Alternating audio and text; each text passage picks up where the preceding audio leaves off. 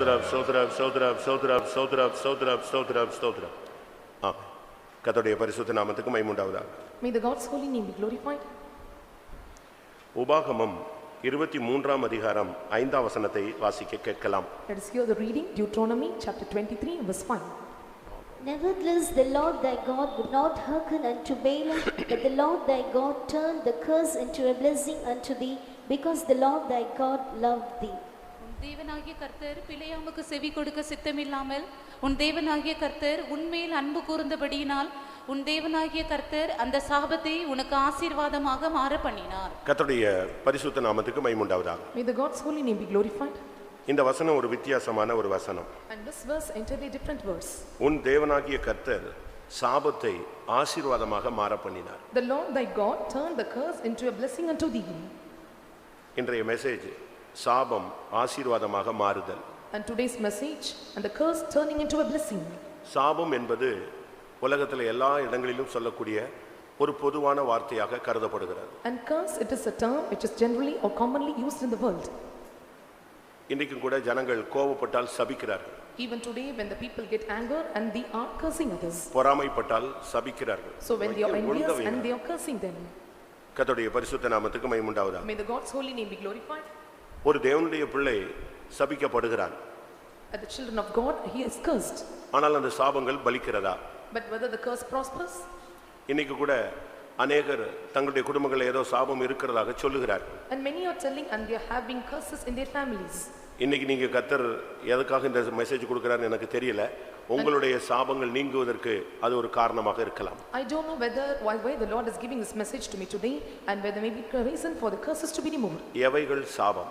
And what are all the curses? எதினால் சாபம் வருகிறது? And why the curses occurs? எவையினால் சாபம் நீக்கப்படுகிறது? So with what and the curses are removed. இதை குறித்து நாம் சரியாக விளங்கிக் கொள்ள வேண்டியது அவசியம். So it is very needed for us to understand this in a better way. ஒரு சிலருடைய குடும்பங்களிலே முன்னோர்களுடைய சாபங்கள் அப்படியே பரம்பரையாக வந்து கொண்டே இருக்கலாம். And some of the families and the curses of the ancestors may follow after the generations. ஆனால் நீங்கள் ரட்சிக்கப்பட்டவர்களாக இருந்தால் அந்த சாபம் நிறுத்தப்பட வேண்டும். But if you are saved and the curses must be stopped. அந்த முன்னோர்களுக்கிட்டதான சாபம் உங்களுடைய வாழ்க்கையில தொடரக்கூடாது. The curses which was upon the ancestor should not follow in your life.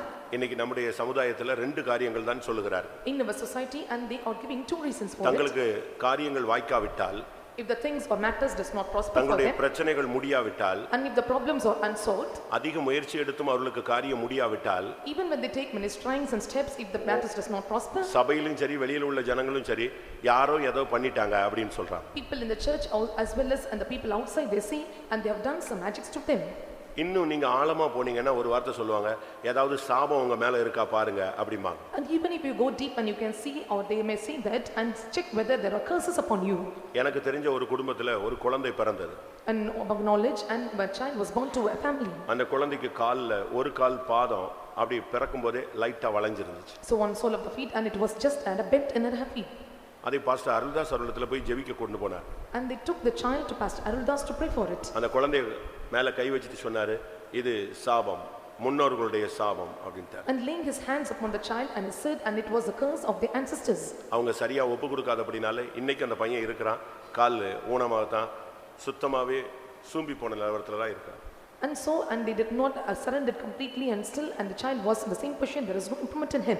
அதுபோல பிரியமானவர்களே, நீங்கள் தவறுகள் செய்து சாபத்தை வாங்கி கொண்டு உங்கள் சந்ததியையும் கூட நீங்கள் சாபத்துக்கு இழுத்து செல்லக்கூடாது. And likewise when you commit mistakes and you should not make your generations also to follow after the curses, that you too should not receive the curses. அதே நேரத்துல சாபம்னு உடனே நீங்க இன்னைக்கு மெசேஜ் கேட்டு பயந்துடக்கூடாது. At the same time when you hear the message of curse and you should not get fear or threatened of it. நான் அதுக்கு ஒரு வசனம் சொல்லுகிறேன். And I will tell you word of God. நீதிமொழிகள் 26:2. 26:2 of Proverbs. நீதிமொழிகள் 26:2. அடைக்கலான் குருவி அலைந்து போவது போலும் தகைவேலான் குருவி பறந்து போவது போலும் காரணம் இல்லாமல் இட்ட சாபம் தங்காது. காரணம் இல்லாமல் இட்ட சாபம் தங்காது. So the curse causeless shall not come upon me. அப்படின்னா இதுல இருந்து உங்களுக்கு புரிஞ்சுக்கும், காரணம் இல்லாம நியாயம் இல்லாம நீ கெட்டு போயிடுவ, நீ செத்து போயிடுவ, நீ விளங்க மாட்ட, நீ மண்ணா போயிடுவ அப்படின்னு சொன்னாலும் நீ மண்ணா போக மாட்ட, நீ பொன்னா தான் போவ. Without any cause or without any reasons, and if they lay any curses upon you, and even they tell that you will not prosper, and you will be spawned and you will turn into earth or dust, and you will never become dust, and you shall become gold. நான் திரும்பவும் சொல்லுகிறேன். And once again I repeat, நம்ம குடும்பத்துல ஏதாவது சாபம் இருக்குமோ, பக்கத்து வீட்டுக்காரன் அப்படி சொன்னானே அதே மாதிரி நடக்குது அப்படிலாம் நீங்க பயப்பட வேண்டாம். காரணம் இல்லாமல் இட்ட சாபம் தங்காது. அப்படின்னு என்ன அர்த்தம்? காரணத்தோடு இட்ட சாபம் தங்கும். So there may be many reasons, or you may think that what are the reasons for the curses will come upon me, and if there are causeless curse will not come upon thee, but the reason with things and may come and rest upon you. நியாயாதிபதிகள் 9ஆம் அதிகாரம் 57ஆம் வசனம். Judges chapter 9 verse 57. சீகேம் மனுஷர் செய்த எல்லா பொல்லாப்பையும் தேவன் அவர்கள் தலையின் மேல் திரும்பும்படி செய்தார். எருபகாலின் குமாரன் யோதாமின் சாபம் அவர்களுக்கு பலித்தது. எருபகாலின் குமாரன் அவனுடைய சாபம், அவன் போட்ட சாபம் அந்த ஜனங்களுக்கு பலித்தது. So upon the people came the curse of Jotham the son of Jerubbaal.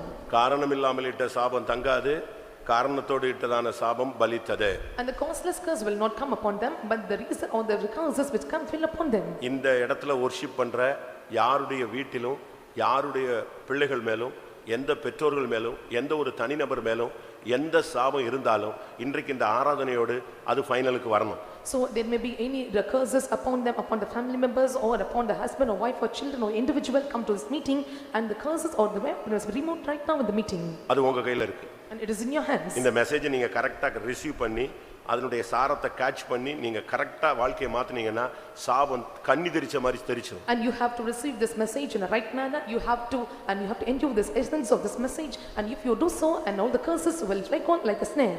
தேவனுடைய ஜனத்தை சபிக்கும்படியாக கூலி கொடுத்து பிலேயாமை கொண்டு வருகிறான் பாலாக் என்கிற ராஜா. And Balak is the king, and he was giving the wages to him, and he gave curses upon him. பயங்கரமா பணம் கொடுக்கறேன், நீ வந்து சபிச்சிரு அப்படினு சொல்லிட்டு அவனை பத்தி நீங்க பைபிள்ல பாத்தீங்கன்னா ஒரு பகுதியில தீர்க்கதரிசின்னு சொல்லி இருக்கும், இன்னொரு பகுதியில அவன் குறி சொல்லுகிறவன் சொல்லி இருக்கும். So on one part and he is called as a prophet, and another part and he is a liar, and he says giving the abundance of money to keep the fall and curses upon him. அன்னைக்கு அவன் ஒரு பெரிய ஆளு.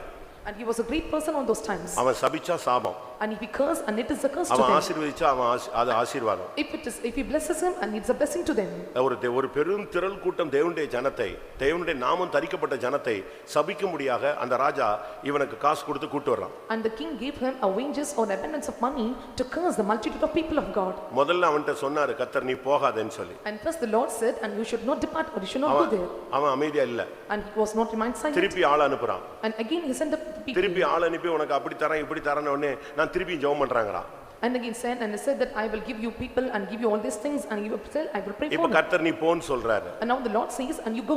இங்க வந்தபோது And when he went there, அவன் மலை உச்சியில இருந்து பார்க்கறான். and he saw from the top of the mountain. அந்த டைரக்ஷனை பார்க்கறான். So he saw the direction. எல்லாம் காளைகள் எல்லாம் வெட்டி ரத்தம் ஆறு மாதிரி ஓடுது.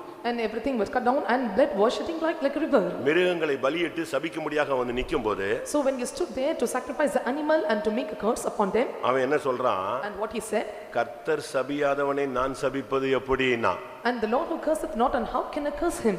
தேவன் சபிக்காதவனை நான் எப்படி சபிக்க முடியும்? And the person was not cursed by God, and how can I curse him? Hallelujah.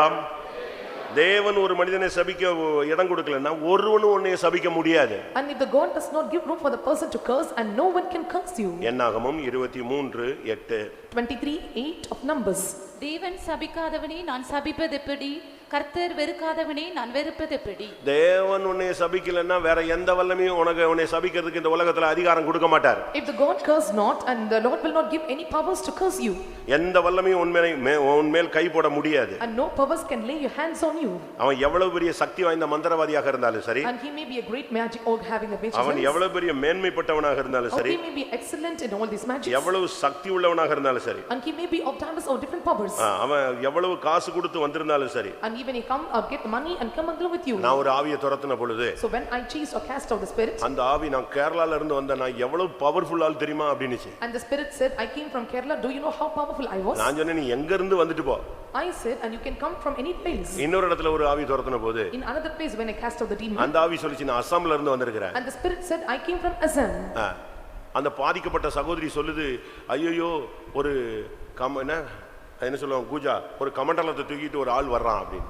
And the sister said that was affected and she was taking something and were coming towards him. ஒரு கோல் வருது. And the rod is coming towards ஒரு me. மந்திர கோல் வர்றது என் கண்ணுல தெரியுதுங்குது. I saw a magic rod. I can see through my eyes. அப்போ என் கூட இருந்ததெல்லாம் குட்டி குட்டி பசங்க ஒரு 15 18 வயசு பசங்க தான். ஃபுல் அபிஷேகத்துல வச்சிருந்த ஒரு team. And all that were with me are 12-year-old boys and I were full anointed. எல்லாம் ஜெபத்துல நிக்கறாங்க. So they all were standing in prayer. அவங்க சொல்றாங்க ஒரு கமண்டலம் மாதிரி ஒரு முனிவர் வச்சிருக்கிற மாதிரி ஒன்னு வருது. அதோட சேர்ந்து ஒரு கோல் வருது. அது வந்த உடனே இந்த சிஸ்டர் பயங்கரமா வேதனைக்குள்ள போகுது. And I saw a vessel coming with a sage and there is a rod, a magic rod is also coming, and when I was telling them that she was going and getting in that sins. நான் சொன்னேன் எல்லாரும் ஜெபம் பண்ணு. And I said let us all pray. இந்த மந்திர கோல் திரும்பி போக கூடாது. And this magic rod should not return back. வந்துருச்சுல அசாம்ல இருந்து சென்னை திருவொற்றியூர் வந்துருச்சு. And it came from Assam to Chennai Tiruvallur. இது இனிமே திரும்பி போக கூடாது. And hereafter then it should not return back. அவன் வச்சிருக்கிற அந்த கமண்டல தண்ணீர் அந்த தெளிக்கிற தண்ணி அந்த கூஜாவோட வந்திருக்கு. நிறுத்து இயேசுவின் நாமத்தில சொன்னான். And I said the name of Jesus, stop it, and the vessel of the water came towards him. சரியான prayer. And it was a right prayer. அந்த பிசாசு பிடிச்ச சகோதரி சொல்லிச்சு ரெண்டு எரிஞ்சு போச்சுன்னு சொல்லிச்சு. And the sister was possessed by demon and said it was fire or it was burnt. அடுத்த செகண்ட் அந்த மந்திரவாதி கூடு விட்டு கூடு பாஞ்சு உள்ள வந்துட்டாங்க. On the next thought and the magician came from one place to another. அசாம்ல இருந்து அவன் உள்ள வந்துட்டான். டாப்னு இந்த சகோதரிக்குள்ள வந்து நான் வாபஸ் வாங்குறேன். என்னுடைய அந்த கூஜாவையும் மந்திர கோலை மட்டும் கொடுத்துருங்க. இதோட நான் தொழிலை விட்டு நான் போயிடுறேன். என்னை விட்டுருங்க. அப்பதான் புரிஞ்சுது நீ கட்டுகிறது கட்டப்படும். எரிச்சிரோன்னு ஜெபிச்ச உடனே அது எரிஞ்சே போயிடுச்சு. அது எங்க இவங்க கையில திருப்பி நான் கொடுக்கிறது என் கையில இருக்கு. He came from Assam to the sister and was speaking to us and please give my vessel and the rod, and when it was what bound it was bound and it was finally turned into the ashes. அதனால எவ்வளவு பெரிய மந்திரவாதியா இருந்தாலும் சரி என்ன மந்திரம் பண்ணாலும் சரி ஒரு சிலர் சொல்றாங்க மந்திரம் பண்ணி தண்ணில கரைச்சிட்டான் இனிமே அது தேராதுன்னு. திருப்பி எதுக்கு இயேசுவின் ரத்தம்? So some magicians are telling it was turn it round, and why the need of the blood of Jesus? எந்த சக்தியும் மேற்கொள்றதுக்கு தான் extraordinary power super natural power தான் யாரு? Jesus. To overcome any powers, an extraordinary or supernatural power is Jesus. எந்த வல்லமையும் மேற்கொள்ளக்கூடிய ஒரு அபரிமிதமான சக்தியை தான் நம்ம பிடிச்சு வச்சிட்டு உட்கார்ந்திருக்கிறோம். So we have hold on the supernatural power to overcome any kinds of powers in the world. ஒரு ஊழியக்காரர் ஒரு இடத்துல சொன்னாரு நாங்க பெரிய மந்திரவாதியோட ஆளுனார். நான் என்னடா இந்த ஆளு இப்படி பேசுறான்? இயேசு என்கிற பெரிய மந்திரவாதி பெரிய பவர்ல தான் நாங்க இருக்கிறோம். And one servant of God preached like this, and we are the people of the great magician. I was amazed to hear this, and he said the great magician is none but Jesus. எங்களுடைய மந்திரமே இயேசுவின் ரத்தம் ஜெயம் தான். So our magic is the blood of Jesus. ஆட்டுக்குட்டியின் ரத்தத்தினாலும் சாட்சியின் வசனத்தினாலும் அவனை ஜெயித்தார்கள். By the word of testimony, by the blood of lamb, and they overcame him. அதனால நீங்க யாரோ பண்ணிட்டான் எவனோ பண்ணிட்டான் ஏதோ பண்ணிட்டான் இதெல்லாம் நீ பத்தி யோசிக்கவே யோசிக்காத. So you don't want to consider and they have done something harm against you or anything else, you do not motivate. சபிக்கப்படுகிறதுக்கு ஏதுவான காரியங்கள் உனக்குள்ள இருக்காங்கறதை எக்ஸாமின் பண்ணணும். But you have to examine, analyze, is there any reasons or things to make you give an account to you? இத வச்சிக்கிட்டு நீ மீசை எடுத்துக்கறேன் நான் தாடி எடுத்துக்கறேன் நான் நகை போடல ஒயிட் அண்ட் ஒயிட் போட்டுக்கறேன் நான் பெந்தேகோஸ்ல பழைய விசுவாசின்னு சொன்னாலும் சாபம் உள்ளே வரும். And keeping this, and I am an old believer of the Pentecost, and I have taken the mustache and a beard and removed the jewels. If you see, and the curse which is upon you will be a curse. சாபத்துக்கு ஏதுவான ஏதாவது ஒரு காரியம் உனக்குள்ள இருக்குறாங்கறதை இப்ப check பண்றதுக்கு தான் time. And this is a time to examine and check yourself, is there any reasons for the curse to rest upon you? நாம் போற பரலோகத்துல சாபமே கிடையாது. So when we go to heaven and there are no curses in heaven. அது நமக்கு எல்லாருக்கும் தெரியும். வெளிப்படுத்தல் 22:3ல சொல்லி இருக்கு இனி சாபம் இராது. In 22:3 of Revelation says, and there were no more curses. அப்ப இங்கே வேதம் சொல்லுகிறது உபாகமத்துல. So here in Deuteronomy the Bible says, Bible என்ன சொல்லுகிறது? and what the Bible says, கர்த்தர் உன்னிடத்தில் அன்பு கூர்ந்து, and the Lord shall love thee. கர்த்தர் உன் மேல அன்பு கூர்ந்ததனால, and since the Lord have loved you, உன் மேல இருக்கிற சாபத்தை கர்த்தர் அவர் ஆசீர்வாதமாக மாற பண்ணினார். and the Lord turned your curse into a blessing. கர்த்தர் பிலேயாமுக்கு செவி கொடுக்க சித்தம் இல்லாதவராய் இருந்தார். and nevertheless the Lord thy God would not hearken to Balaam. அப்படினா என்ன அர்த்தம்? So what is the meaning? தேவன் அழைத்த ஜனத்தை கானான் வரை கொண்டு போக அவர் வல்லமையும் உண்மையுள்ள தேவன். and the Lord is well and powerful or able or faithful to take the people from Canaan. இன்னைக்கு நம்ம கூட சபிக்கிறோம். Even today we are cursing. நம்ம ஆளுங்க கூட ஒரு சிலர் இது ஒரு தொழில் மாதிரி வச்சிருக்காங்க. Even some people and they are having this as a business. நான் முழங்கால் போட்டால், so if I bend my knees, நான் கண்ணை மூடினால், if I close my eyes, நான் சொன்னால், if I say, போன ஒரு 6 மாசத்துக்கு முன்னால இப்படி ஒரு பிரச்சனை வந்துச்சு. so before 6 months and there was such a problem. ஒரு லோக்கல்ல இருந்து ஒருத்தன் வந்தான். ஒரு சகோதரர் சாரி மன்னிச்சிடுங்க இங்க அவர் இருக்கலாம். A person came from local, sorry if he was there as நம்ம சபையில உள்ள ஒரு ஆள் வந்து நான் முழங்கால் போட்டேன்னா என்ன ஆவ பாரு. யாரு? இவனும் விசுவாசி அவனும் விசுவாசி. இந்த சாபத்தை எங்க யூஸ் பண்றா?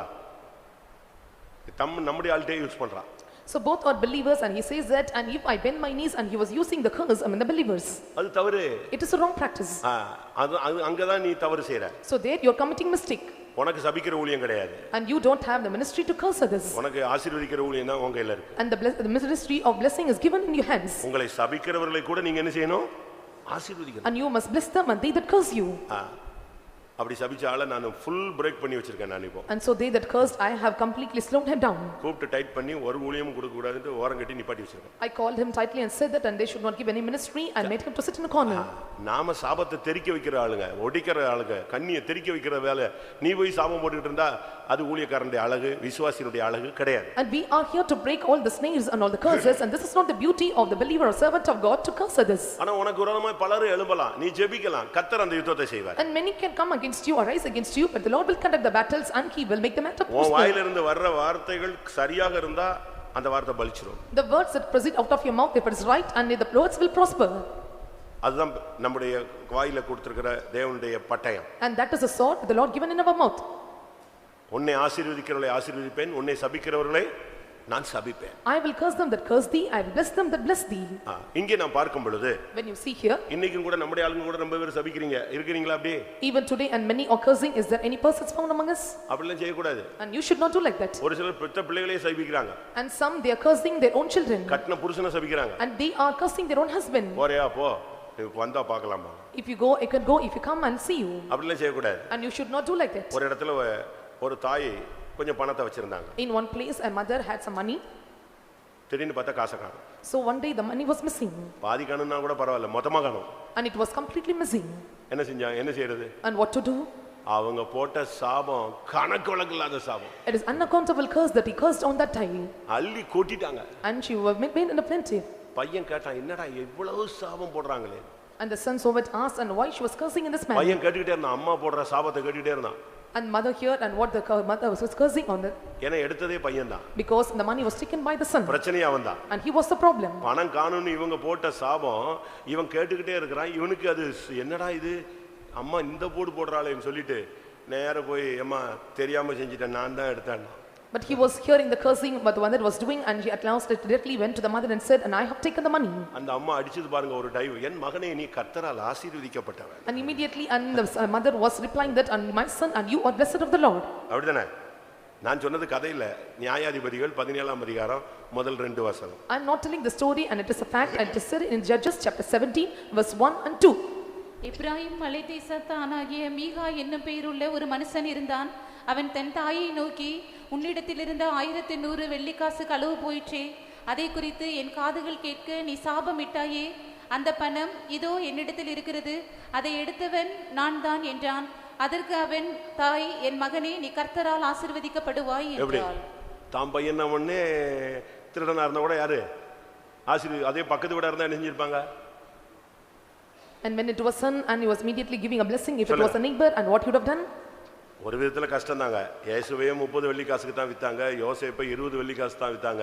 இவன் ஒரே டைம் 1100 வெள்ளிக்காசு அபேஸ் பண்ணிட்டான். On one point of time it is very difficult, and because Jesus was sold for 30 silver coins and Joseph for 20 silver coins, but here and he was making for 1100 shekels of silver. இப்ப சமீபத்துல ஒரு பிச்சைக்கார அம்மா நடு ரோட்ல செத்து போயிட்டாங்க. And recently a beggar mother, and she died on the road. பாத்திருப்பீங்க நீங்க எல்லாரும் அந்த செய்தியை. And you have seen in the newspaper. வேலூர்ல தான் நினைக்கிறேன். It's not, and I think it's not Vellore. இங்க தான் கேள்விப்பட்டேன். செத்து போயிடுச்சு. செத்து போனா இப்ப அனாதை பிரேதம் தூக்கி கொண்டு வந்து போடணும்னு பார்த்தா அது மடியில 2.5 லட்சம் ரூபாய் இருந்துச்சு. So when we were carrying, and can see there were 2.5 lakhs of money in her lap. அதே மாதிரி இந்த அம்மா அங்கங்க புருஷனை ஏமாத்திச்சோ எப்படியோ சேர்த்து வச்சது 1100 வெள்ளிக்காசு. இத ஒரே நைட்ல யாரு பையன் தூக்கிட்டான்.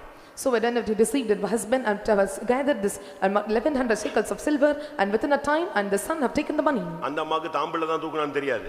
So and not know it was own son have stolen this money. தாம்பல்ல தூக்குனான்னு தெரியாம அடி சாபத்தை போட்டு என்னெல்லாமோ சொல்லி முடிச்சிச்சு. இவன் உட்கார்ந்து பக்கத்துல இருந்து கேட்டுக்கிட்டே இருந்தான், இவ்வளவு சாபத்தை வாங்கிட்டு இந்த காசை வச்சு நம்ம செலவழிக்கணுமா?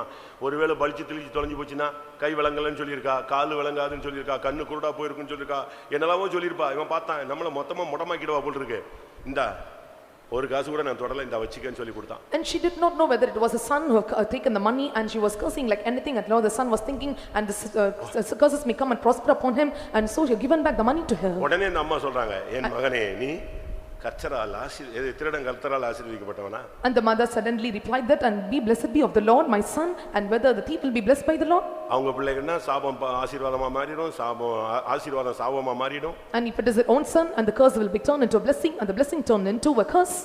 யாக்கோபுக்கு ஆசீர்வாதம் தேவை. And Jacob is in need of a blessing. அவன் சர்ச்சுக்கு போனாலும் ஆதாயம் இல்லாம போக மாட்டான். So when you were going to the head church and you went without paying food. நம்மளும் கூட ஒரு சிலர் எல்லாம் சர்ச்சுக்கு வந்தா கூட ஏதாவது பிசினஸ்க்கே வருவாங்க.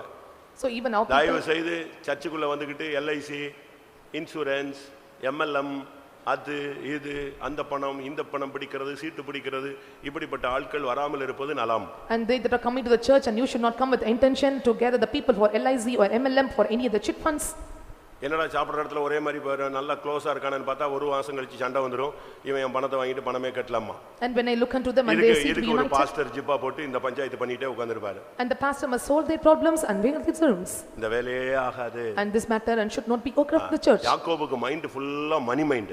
And Jacob's mind is fully of money mind. இல்ல blessing தான். Or he was in the need of a ஏன்னா blessing. அவனுக்கு பிறந்ததில இருந்தே இந்த blessingல ஒரு போராட்டம். Because from the birth and there is a strife or struggle and blessing. அவர்தான் first வெளிய வந்தாருங்க. And he came out first. Try பண்ணி பார்த்தாரு, முடியல. யார் வந்தா? டபால்னு ஏசா வெளிய வந்தான். And he tried to come out, but the Esau was suddenly came out. அதில இருந்து அவனுக்கு பயங்கர போராட்டம். என்னடா 2 நிமிஷத்துல எது போயிடுச்சு? சேஷ்டபுத்திர பாகம் போயிடுச்சு. So from within that time of point, and he had a great struggle because he lost his birthright. அதே மைண்ட்ல தான் இருக்கான். And he was in the same mind. நடந்தது என்ன? You know what happened? ஒரு வாய்ப்பு கிடைச்சது. And he got a chance. தகப்பன் வந்து நல்லா சாப்பிட்டுட்டு ஆசீர்வதிக்க போறாருன்னு. And father is going to eat well and going to bless him.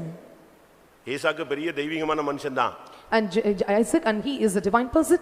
ஆனா கர்த்தர் வெறுத்த ஏசாவை தான் அவன் நேசிப்பான். But he will and hate one the son who was hated by the Lord. அவன் பிள்ளை தான். And his own son. ஆனா ஏசாவை கர்த்தர் வெறுக்கிறார். கர்த்தர் வெறுக்கிற பிள்ளை மேல தான் இவனுக்கு பாசம். But the Lord கர்த்தர் hated. நேசிக்கிற பிள்ளை மேல இவனுக்கு பாசம் கிடையாது. But the Lord hated Esau, and he hated the one. He loved one who was hated by God, and he who loved by God, and he hated him. இப்போ ஏசாவை ஆசீர்வதிக்கணும்னு ஆசைப்படுறான். Now he had desired to bless Esau. நீ வேட்டையாடி ஒரு பொருளை ஒரு வஸ்து ஒரு மிருகத்தை அடிச்சு எனக்கு அழகா பொரிச்சு கிரிச்சு ஃப்ரை பண்ணி கொண்டு வான்னு சொல்றான். And you hunt and you take an animal and you want to make a tastier food for me. என் வாய்க்கு ருசியா நீ கொண்டு வா. And you have to bring it so savor for my food. இத கேட்டு அவன் போய்ட்டான். And hearing this, and he went. Side ரூம்ல யார் உட்கார்ந்திருந்தா? And who was sitting on side room? Rebecca உட்கார்ந்திருந்தா. And it was Rebekah who was sitting on. இவ பார்த்தா ஏசா அடிச்சிட்டு போய்டுவான் போல இருக்க மொத்தத்தையும். And she thought that and Esau may take away all the blessings. இவ உடனே இவனை கூப்பிட்டா. And immediately he called him. இவ இன்னைக்கு கூட சில வீடுகள்ல பாத்தீங்கன்னா ஒருவேளை நான் நினைக்கிறேன் யாக்கோபு ரெபெக்கா மாதிரி இருந்திருப்பான், ஏசா ஈசாக்கு மாதிரி இருந்திருப்பான். சாயல்ல வித்தியாசம் இருந்திருக்கலாம். And there may be and there will be a slight difference in the resemblance, and Esau may be like the Joseph and he be like the twins. ஏசா வந்து கரடி மாதிரி ஃபுல்லா முடி இருக்கும் அவனுக்கு, அப்படியே புஜு புஜு புஜுன்னு. And Esau is like a bear, and he was completely filled by the hairs. அவ்வளவு முடி உள்ள ஒரு ஆள். And he was having such a hairs. இத தாய் போய் எப்படியாவது நீ ஆசீர்வாதத்தை வாங்கிரேன்னு ரெடி பண்ணி கொண்டு வந்து இவனை நிப்பாட்டிட்டா. And so mother was make ready himself and to get the blessings to யாக்கோபு ஒரு क्वेश्चन பண்றான். And Jacob now he asked a question to her. நீங்க சொல்றதெல்லாம் மம்மி நல்லா தான் இருக்கு. So whatever you are saying, it is right. அந்த ஆள் தடவி பார்த்தாருன்னா என்ன வருது? If you touch my head, so what can I do for him? உடனே அவ சொன்னா நான் ஒரு உள்ளன் வச்சிருக்கேன். So immediately I said that I have the ordinance. அந்த உள்ளனை போட்டு போ, ஒண்ணுமே பிரச்சனை வராது. So when you are wearing that, and there will not be any problems. திருப்பி போறான். And again she went. ஒருவேளை என் சத்தத்தை வச்சு கண்டுபிடிச்சாருன்னா? And if you are hearing my voice and if you identify me, சாவர நேரத்துல என்னை சபிச்சு விட்டாருன்னா நான் என்ன பண்றது? So at the time of death, and when he cursed me, and what shall I நியாயமான do? ஒரு கேள்வியை பிள்ளை எடுக்கறான். And he was taking the right question. ஆனா இந்த தாய் என்ன சொல்றா? But what the mother replied? அப்படி அவர் சபிச்சாருன்னா அந்த சாபம் என் மேல வரட்டும். And if the father curses you like that, let the curse come upon me. ஆதியாகமம் 27:13. And 27:13 of Genesis. அதற்கு அவன் தாய், என் மகனே, உன்மேல் வரும் சாபம் என் மேல் வரட்டும். இதுதான் இயேசு செய்த ஒரு காரியம். So this is the thing done by Jesus. அவர் ஒரு L ஷதாய். And he is El Shaddai. அவர் உன்னை தாயை போல காப்பாற்றுகிறவர். And he is the one who preserves you like mother. உனக்கு ஆசீர்வாதத்துக்கும் உனக்கும் நமக்கும் எந்த விதத்திலயும் சம்பந்தம் கிடையாது. இந்த ரட்சிப்புக்கு நாம் எல்லாரும் காணி ஆட்சிக்கு புறம்பானவர்கள். And there is no relationship for all this thing, blessings and whatever it may be, and we are apart from this patience and the blessings. ஆனா நம்ம மேல வர வேண்டிய சாபத்தெல்லாம் யார் எடுத்துக்கிட்டா? ரெபெக்காளை போல இயேசு தன் மேல ஏற்றுக்கொண்டார் என்று கலாத்தியர் 3:13 சொல்லுகிறது. And Galatians chapter 3 verse 13 says that how Rebekah took the curses upon her, and he took all our curses upon him. மரத்திலே தூக்கப்பட்ட எவனும் சபிக்கப்பட்டவன் என்று எழுதி இருக்கிறபடி கிறிஸ்து நமக்காக சாபமாகி கிறிஸ்து நமக்காக சாபமாகினார். And Christ became a curse for us. அதனால தான் நம்மில் அன்பு கூர்ந்து அவர் சாபத்தை ஆசீர்வாதமாக மாற்ற பண்ணினார். So he loved us and he turned our curses into a blessing. கர்த்தருடைய பரிசுத்த நாமத்துக்கு மகிமை உண்டாவதாக. May the God's holy name be glorified. அன்றைக்கு அந்த தாய் அந்த சாபத்தை ஏற்றுக்கொள்வேன்னு சொன்னதுனால தான் யாக்கோபு போய் அந்த ஆசீர்வாதத்தை வாங்கி கொண்டு வெளியே வந்தான். On the day the mother said, and I will take the curse upon me, and he was able to receive the blessings upon him. நான் முதலாவது சொன்னேன், காரணம் இல்லாமல் இட்ட சாபம் தங்காது. On the beginning I said that and a costless curse will not come and prosper upon us. யாராவது உன்னை சபிச்சா உன்ட ரீசன் இருந்துச்சுன்னா நீ பயப்படு. So if someone curse you, if there are reasons found in you, and you can fear of it. உன்னிடத்துல அந்த சாபத்துக்குரிய காரணம் இல்லாவிட்டா நீ பயப்படாத. And if there are no reasons for the curse, and there is no need for fear. நீங்க இந்த விஷயத்துல ரொம்ப கவனமாக இருக்கணும். And you must take heed in this matter. உன்னை புறஜாதிகள் சபிக்கலாம். And Gentiles may curse you. ஏனா அது அவங்களுடைய norms. And because it is their norms. அவங்க சாதாரணமாகவே என்ன செய்வாங்க? விளங்க மாட்டாங்க, மண்ணலி போடுவான், கல்லலி போடுவான், எல்லாம் பண்ணுவான். So generally they say, and you will not prosper, and they will put the dust and stone upon you. நீ போய்ட்டா திரும்பி வர மாட்டாமா. And if you go, and you will never return back. நீ செத்து போய்டுவாமா. And you shall die. என்னென்ன சாபம் இருக்கோ அவ்வளதையும் போடுவாங்க. And he will put all the curses that he had upon him. அப்படிப்பட்ட சாபங்கள் சில இடங்கள்ல பலிக்கிறது காரணம் அந்த வீட்ல அந்த காரணம் இருக்குறதுனால. So what are the reasons for the curse to prosper on the family, and the reasons or the causes found in the family for the curse to come upon them? ஒரு விசுவாசி எப்பொழுது சாபத்துக்கு ஏதுவானவனாய் மாறுகிறான் அதை நீங்க புரிஞ்சிக்கிட்டீங்கன்னா சாபத்தை விட்டு வெளியே வந்துருவீங்கன்னு நான் விசுவாசிக்கிறேன். A believer, when he become the reason for the curse or come upon him, if you are understand the reason, I hope that you will come out of it.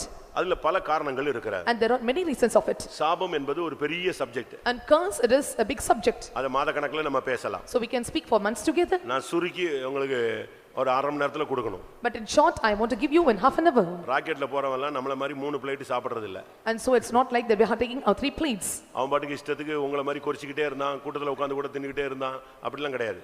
It's not like that he was sitting on the way and he was keep eating it. அவங்களுக்கு எதை கொடுப்பாங்க? ஒரு சின்ன capsule மாதிரி கொடுப்பான். அதான் ஒரு நேர சாப்பாடு. ஃபுல் சத்து அதுக்குள்ள இறக்கிடுவாங்க. And what will be provided to him, and they will be given in a single capsule, and all the things will attend to him. யார் மேலயாவது சாபம் இருக்குன்னு ஒரு பயமோ ஒரு கேள்வியோ ஒரு சந்தேகமோ உங்களுக்குள்ள இருந்தா இந்த பாயிண்ட் எல்லாம் உள்ள இருக்கான்னு பார்த்து அதை கிளியர் பண்ணு, சாபம் அப்படியே வெளியே போய்டும். If you have any doubts or confusions or doubt whether the curse is upon you, and clear and check with his points, and all the things will clear out to you. எப்படி ஒரு கெட்ட பொருள் உங்க வீட்டுக்குள்ள இருந்தா எறும்பெல்லாம் உள்ள வருதோ அதை வெளியே தூக்கி போட்ட உடனே எல்லாம் சேர்ந்து எங்க போயிடும்? அதுவும் வெளியே போயிடும். How the bad things or materials found in your house, when you are taking out, the fleas are going away, and likewise when you are throwing out, and the curses will flee from you.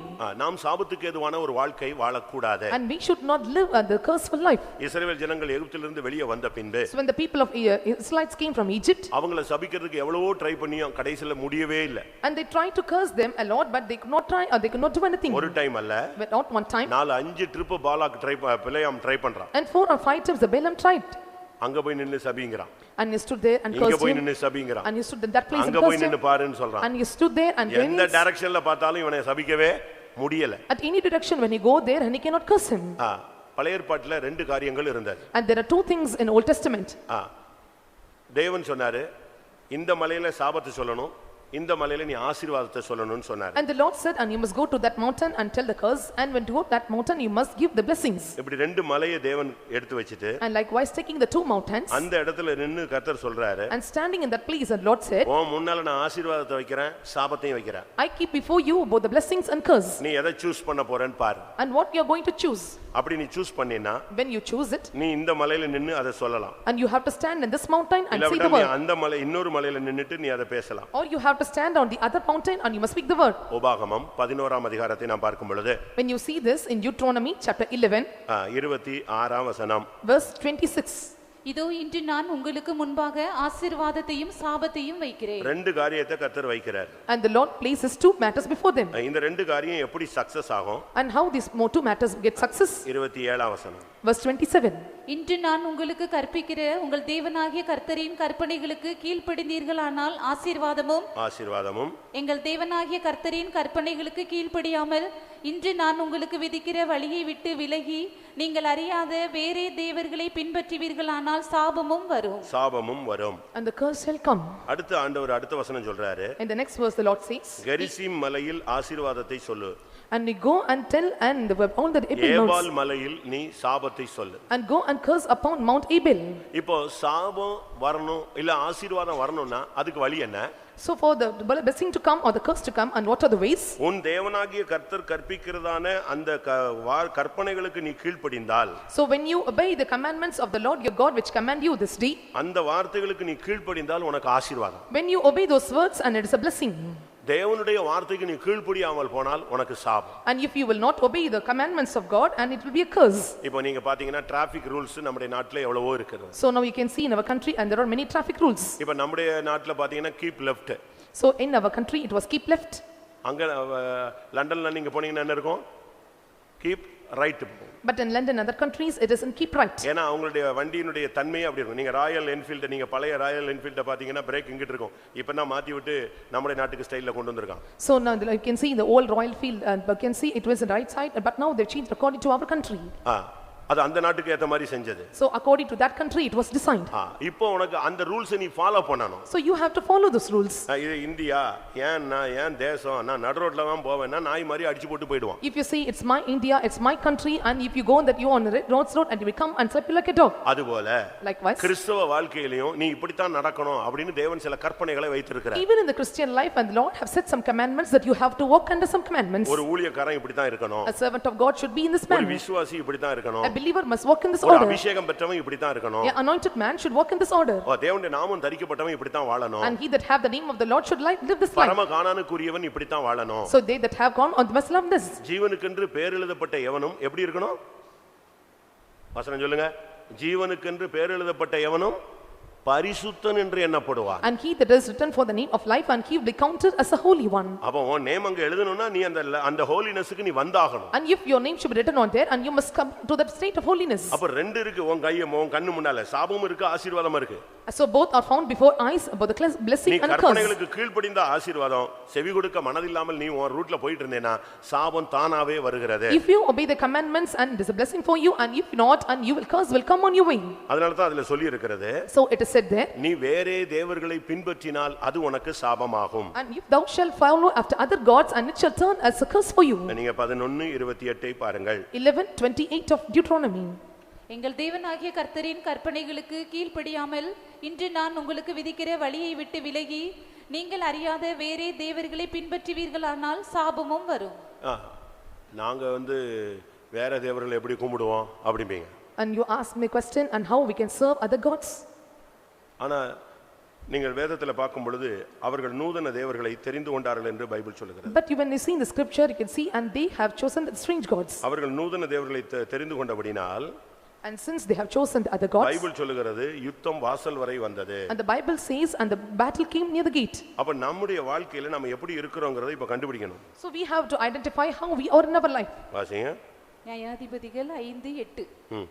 நூதன தேவர்களை தெரிந்து கொண்டார்கள், அப்பொழுது யுத்தம் வாசல் வரையும் வந்தது. நீ வேற தேவர்களை பின்பற்றி இல்லாவிட்டால் அந்நிய மார்க்கங்களை பின்பற்றி வேற உபதேசத்துக்கு நீ உன்னை இடம் கொடுக்க ஆரம்பிச்சேன்னு சொன்னா, நியாயாதிபதிகள் 5:8 படி உனக்கு யுத்தம் வாசல் படி வரை வரும், சாபத்தின் பிள்ளையாக நீ மாறுகிறாய். When you choose other gods and new gods, and according to Judges chapter 5 verse 8, and the war will come your gates, and the curse the blessings will turn as a curse to you.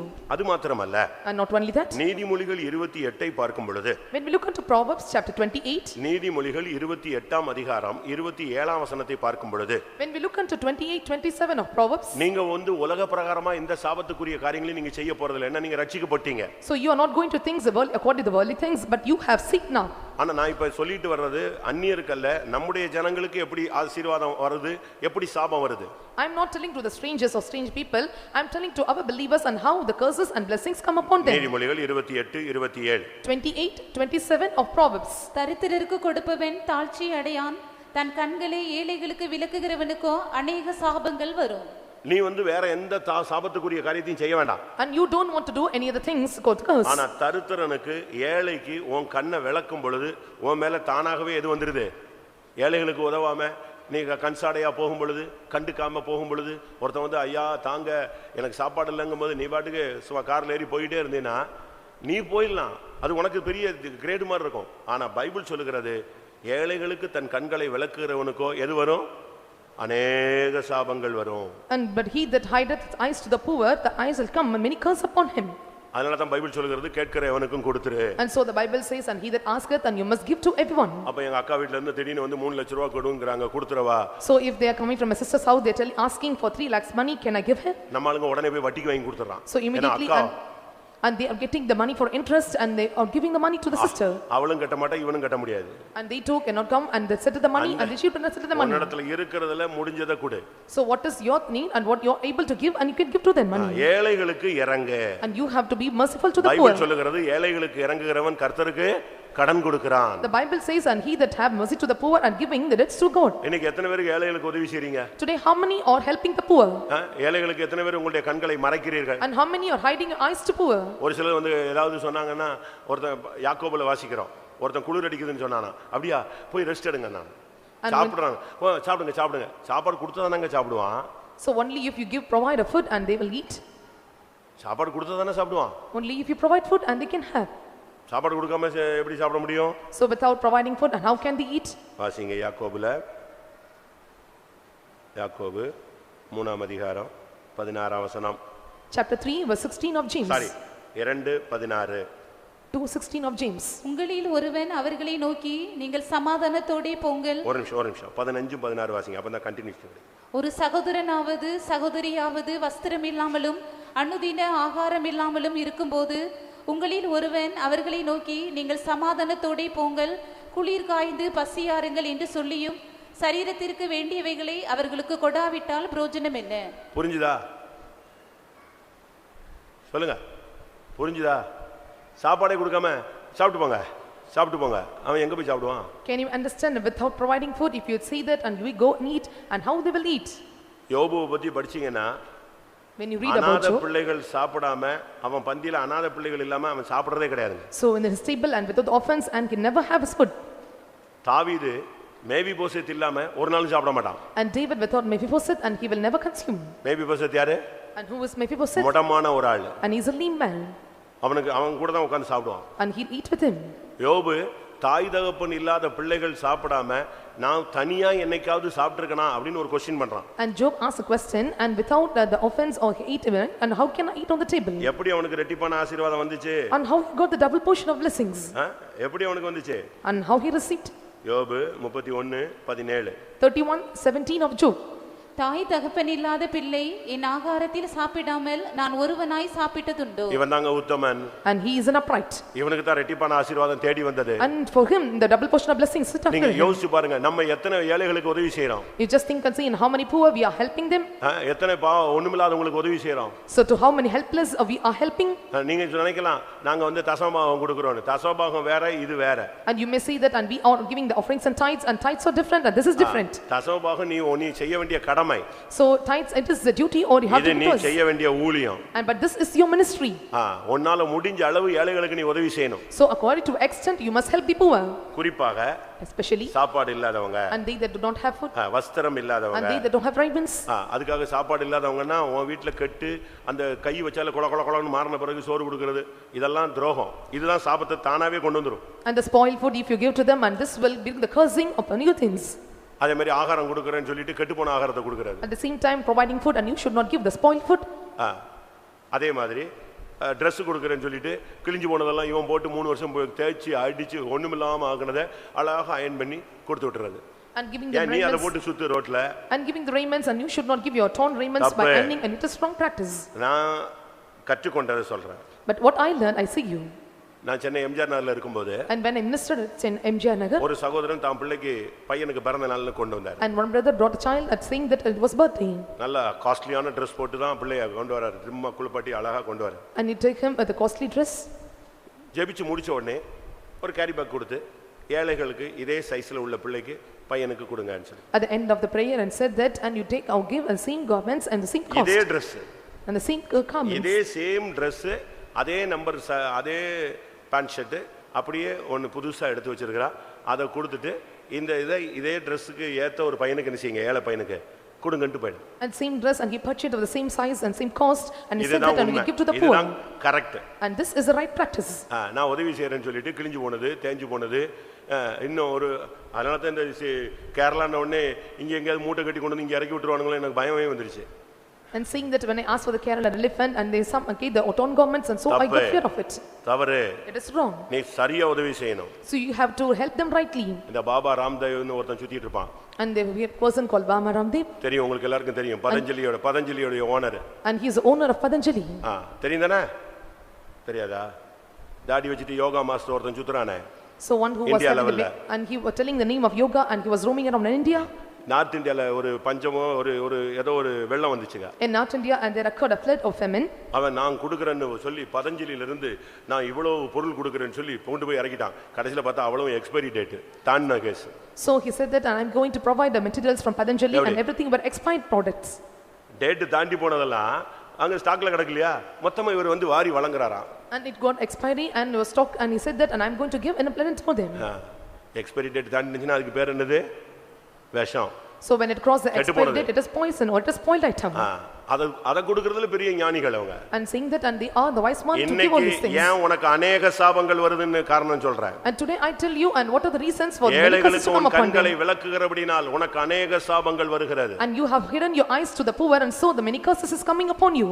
யாருக்கு உதவி செய்யணும்னு தெளிவா கண்டுபிடிச்சு ஏமாறாம உதவி செய். So without deceiving clearly you have to identify to whom you must seek or give your help. ஒரு சிலர் ஏமாத்தி உதவி வாங்கிட்டு போய்டுவாங்க. And some they may deceive and they may get the help from you. ஒரு சில பெரிய பெரிய ஆளுங்க கூட அப்படி செஞ்சறாங்க. Even some great persons and they are doing like this. ஒருத்தர் Singapore போயிருந்தாரு. And one person went to Singapore. பயங்கரமாக ஊழியம் செய்தாரு. And he did great ministry. இப்பொழுது ஊழியத்துக்கு உதவி செய்கிறவர்கள் செய்யலாம் அப்படினாரு. Now he said that they that want to help the ministry can help us. ஜனங்க எல்லாம் இருக்கிறதெல்லாம் கலத்தி கொடுத்தாங்க. And all the people and whatever they have they removed and they give to him. ஒரு பெரிய பணக்கார சகோதரி அப்படியே தன்னுடைய செயினை டாலரோட அப்படியே கொடுத்துட்டாங்க. A rich believer sister and she gave the chain with dollar. அவரும் அதை வாங்கிட்டு இந்தியால நான் ஊழியம் செய்றேன்னு வந்துட்டாருங்க. And getting all these items and he said that I going to India to give the ministry. நான் யாரையும் குறை சொல்லல. famous preacher. I don't want to accuse anyone and he was a famous preacher. சொன்னா உடனே நீங்க catch பண்ணிக்குவீங்க. And if I say and you will catch the person. நம்முடைய டிஸ்ட்ரிக்ட்ல அதிகமா ஊழியம் செய்கிறவர். And he was doing our ministry in the district.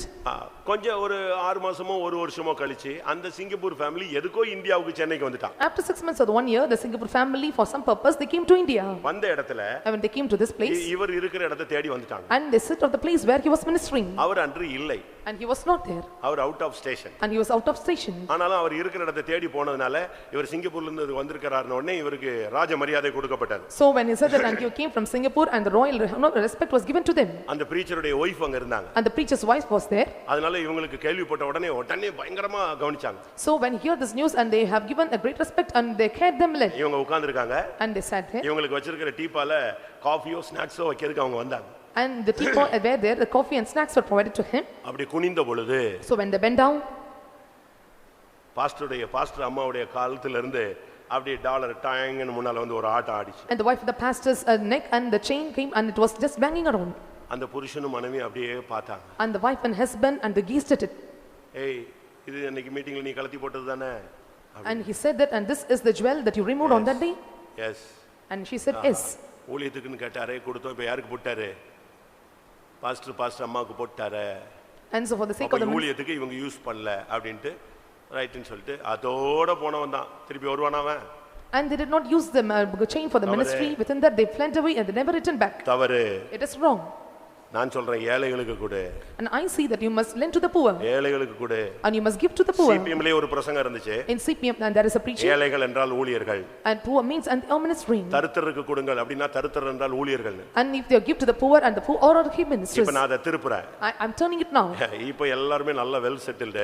Now all are well settled. எல்லாம் தேவன் கொடுத்திருக்காரு. And all Lord have given us everything. நீ தசமபாகம் கொடுக்கிறதோடு மத்தது உனக்கு கொடுக்கணும்னு சிந்தை வந்ததெல்லாம் ஏழை பரதேசி சாப்பாடு இல்லாதவன் எந்த மதத்தை சேர்ந்தவனாலும் கொடு. And rather than giving tithes and if you have the intention or mind to give to other poor or one கர்த்தர் உன் கண்ணு முன்னால ஒருத்தனை கொண்டு வருவாரு. So the Lord will set someone before your eyes. அவனுக்கு கொடுக்கறியா இல்லன்னு செக் பண்ணுவாரு. And he will check you whether you are providing him to him. அவன் எந்த மதம்னே உனக்கு தெரியாது. And you do not know which religion he belongs. ஒருவேளை வந்து தேவனுடைய தூதனா கூட இருக்கலாம். And perhaps and he may be the angel of God. உன் வீட்ல வந்து கேக்க வைப்பாரு. And he may come ask to your house. நான் ஒரு கிளிப்பிங்ஸ் பார்த்தேன். So I have seen a clipping. இயேசு வர்றாரு. And Jesus came. ஒரு சர்ச்சை சந்திக்கிறதுக்கு. And to visit a church. ஒரு ரிச்சால ஏறி போறாரு. And ரிச்சாகாரன் குடிகாரன். And he called a rickshaw man. நீ இரு சாமி நான் உன்னை கூட்டி போறேன்னு ஒரு சர்ச்சுக்கு கூட்டி போறான். And he said that stay here and I will call you to church. அவன் போய் கதவை தட்டறான். And he knocked the door. Pastor அப்படியே தூக்கத்துல வரார்.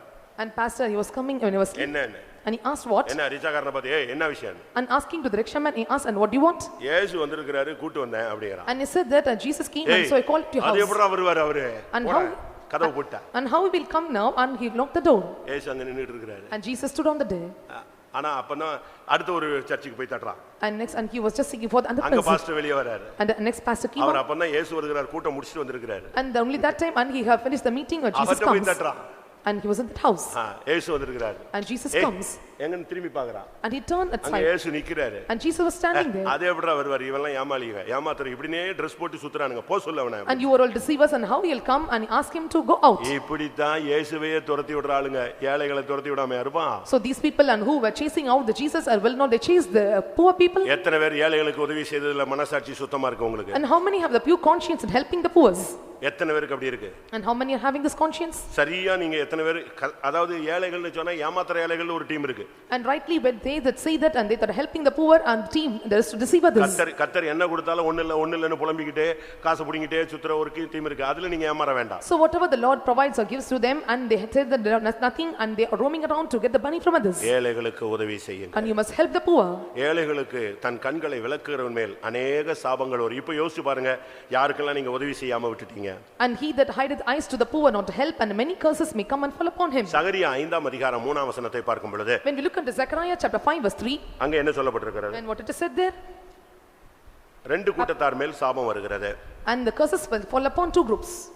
அப்பொழுது அவர் இது பூமியின் மீதெங்கும் புறப்பட்டு போகிற சாபம் எந்த திருடனும் அதன் ஒரு புறத்தில் இருக்கிறதின்படியே அடிக்கப்பட்டு போவான். பூமியில புறப்பட்டு சாபம் வருது அது திருடனுடைய வீட்ல போய் நிக்குது.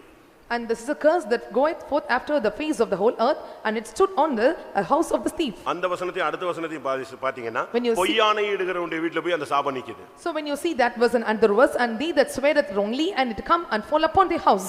ஒரு சிலர் சொல்றாங்க நம்முடைய ஆளுங்க சொல்றத சொல்றாங்க. And some are saying and what our people say. திருடன் சொன்னா அவங்க என்ன சொல்றாங்க புருஷனுடைய பாக்கெட்ல எடுக்கிறது திருடு கிடையாது. So when you tell a thief and we are still taking from the husband's pocket it is not. ஒரே மாம்சமும் ஒரே இரத்தமும் ஒரே எலும்பா இருக்கிறோம். அதனால அவர் பாக்கெட்டும் ஒண்ணுதான் எங்க பாக்கெட்டும் ஒண்ணுதான். அது அவர்ட்ட சொல்லி பாருங்க. And we are of same flesh and body and blood and we are in one and so it is not that the stealing and we are taking from the pocket of husband. அதனால எங்க அம்மா அப்பாட்ட திருடினா தப்பு இல்ல. And it is not wrong to take money from my father and mother. நான் போன வாரமா முந்தின வாரமா சொன்னேன்னு நினைக்கிறேன். I hope that before a week I have said this matter. ஒரு பையன் சர்ச்சில திருடிட்டான். அவனை பிடிச்சு அடிச்சிட்டாங்க. அவன் சொல்றான் எங்க அப்பா எவ்வளவு தசமபாகம் கொடுத்திருக்காருன்னா. And one by stole in the church. தசமபாகம் எங்க அப்பா கொடுத்தானனால பையன் என்ன செய்யலாமா? சர்ச்சிலேயே திருடலாமா? எங்கடா படிச்சீங்க புதுசா உபதேசம்? And father is paying tithes every month and so I was stealing from the church and it is not lawful for me and how you have taught all these things. யோசிச்சு பாருங்க உங்களுடைய நிலவரம் என்னன்னு. And consider and what is your state? திருடன் A thief. அவன் வீட்டில் பூமி எங்கும் புறப்பட்டு வருகிற சாபம் தங்குகிறது. So the curses which come upon the whole earth and rest on his house. தயவு செய்து யாராவது திருட்டுத்தனமா பணம் எடுத்திருந்தாலோ பொருள் எடுத்திருந்தாலோ இன்னைக்கு சர்வீஸ் முடிஞ்ச உடனே கொடுத்துரு உன் சாபம் வெளியே போய்டும். So if you have stolen the money and if you have taken materials and with the service you must return back all the curses will flee away from you. அந்த பையன் சொல்லிட்டான் பாத்தீங்களா தாயே நீ சாபமிட்டாயே நான் தான் எடுத்தேன் சொல்லிடு. And the son said and you have cursed me and I was the one who stolen the money. இன்னைக்கு பிரசங்கம் முடிச்சு எத்தனை சிஸ்டர்ஸ் அவங்க வீட்ல போய் ஒப்புரவாகுறாங்க புருஷன்ட்ட பார்க்கலாம். And so at the end of the message and we can see how many sisters are going to reconcile with the husband. எங்க பாக்கெட்ல இருந்து அவளை எடுத்தேன் இவளை எடுத்தேன். எத்தனை பிள்ளைங்க போய் உண்மையை சொல்றாங்கன்னு பாப்போம். I have stolen this amount of money from your pocket. I don't know how many children are going to accept their mistake. Fees கட்டறேன் புக் வாங்குறேம்மா. அங்க ஃபீஸ் இருக்காது புக் இருக்காது இவன் காலேஜுக்கு போயிருக்க மாட்டான். And they may say that I have paid for fees and for books and he never attended the college. திருடனையும் பொய்யானை இடுகிறவனுடைய வீட்டிலும் இந்த புறப்பட்டு வருகிற சாபங்கள் தங்குகிறது. And the curse that come upon them that stealeth and they that are falsely and come upon them. பொய் சாட்சி சொல்லாதே. And you should not bear false பொய்யாய் witness. சத்தியம் பண்ணாதே. And you should not make a false promise.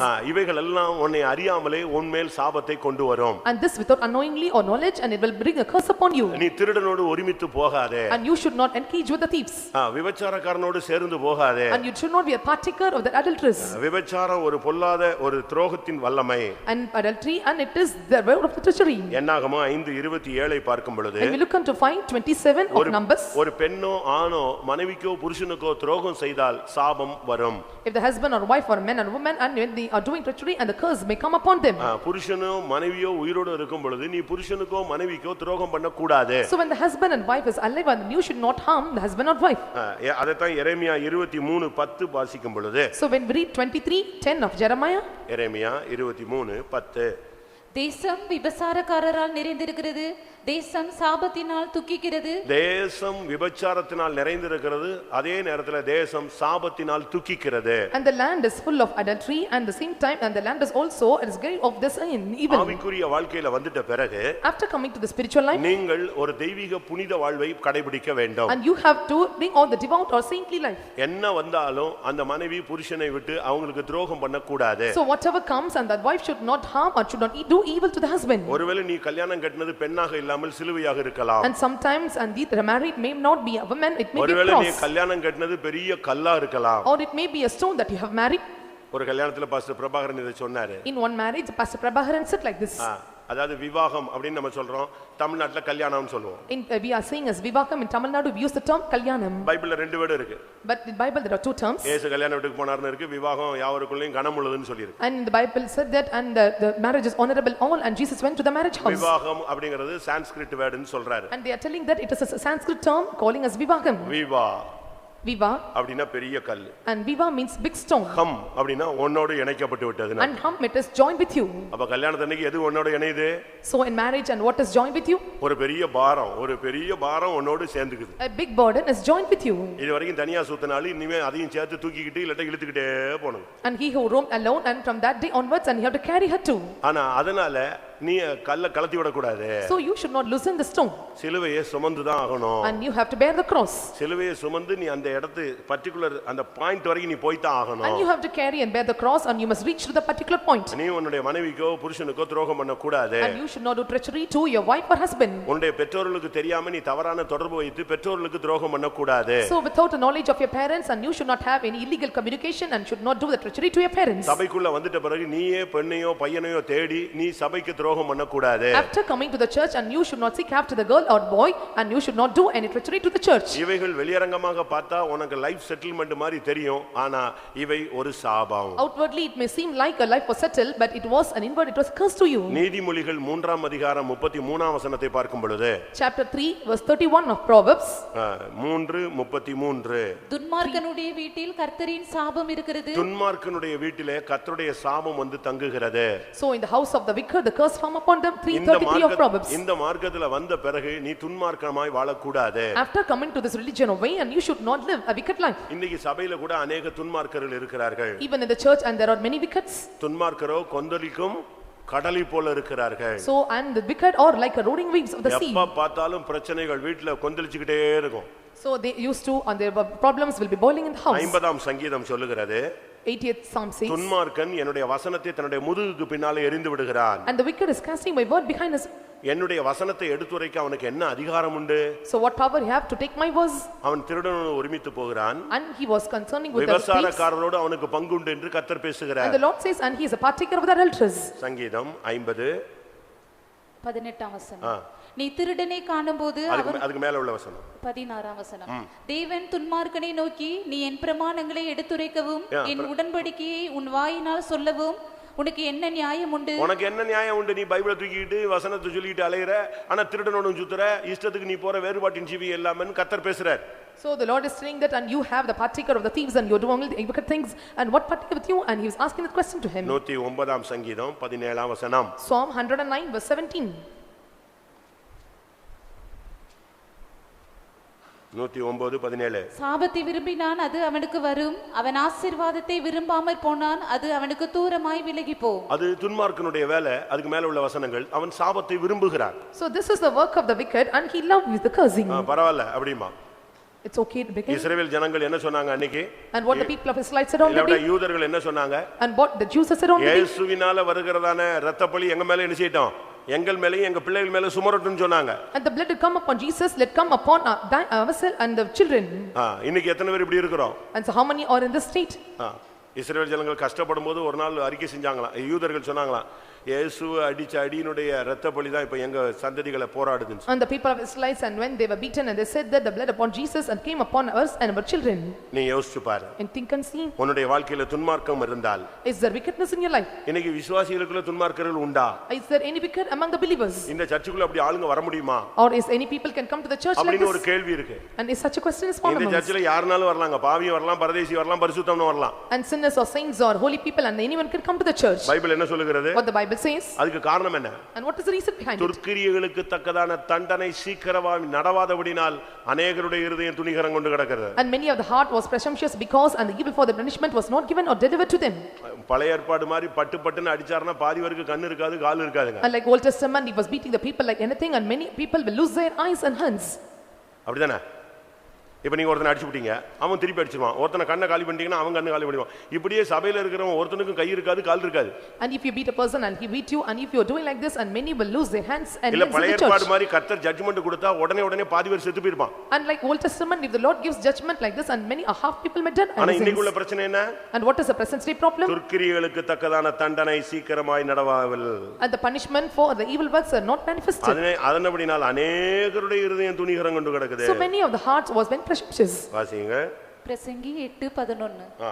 துர்க்கிரியைக்கு தக்க தண்டனை சீக்கிரமாய் நடவாதபடியால் மனுபுத்திரரின் இருதயம் பொல்லாப்பை செய்ய அவர்களுக்குள்ளே துணிகரம் கொண்டிருக்கிறது.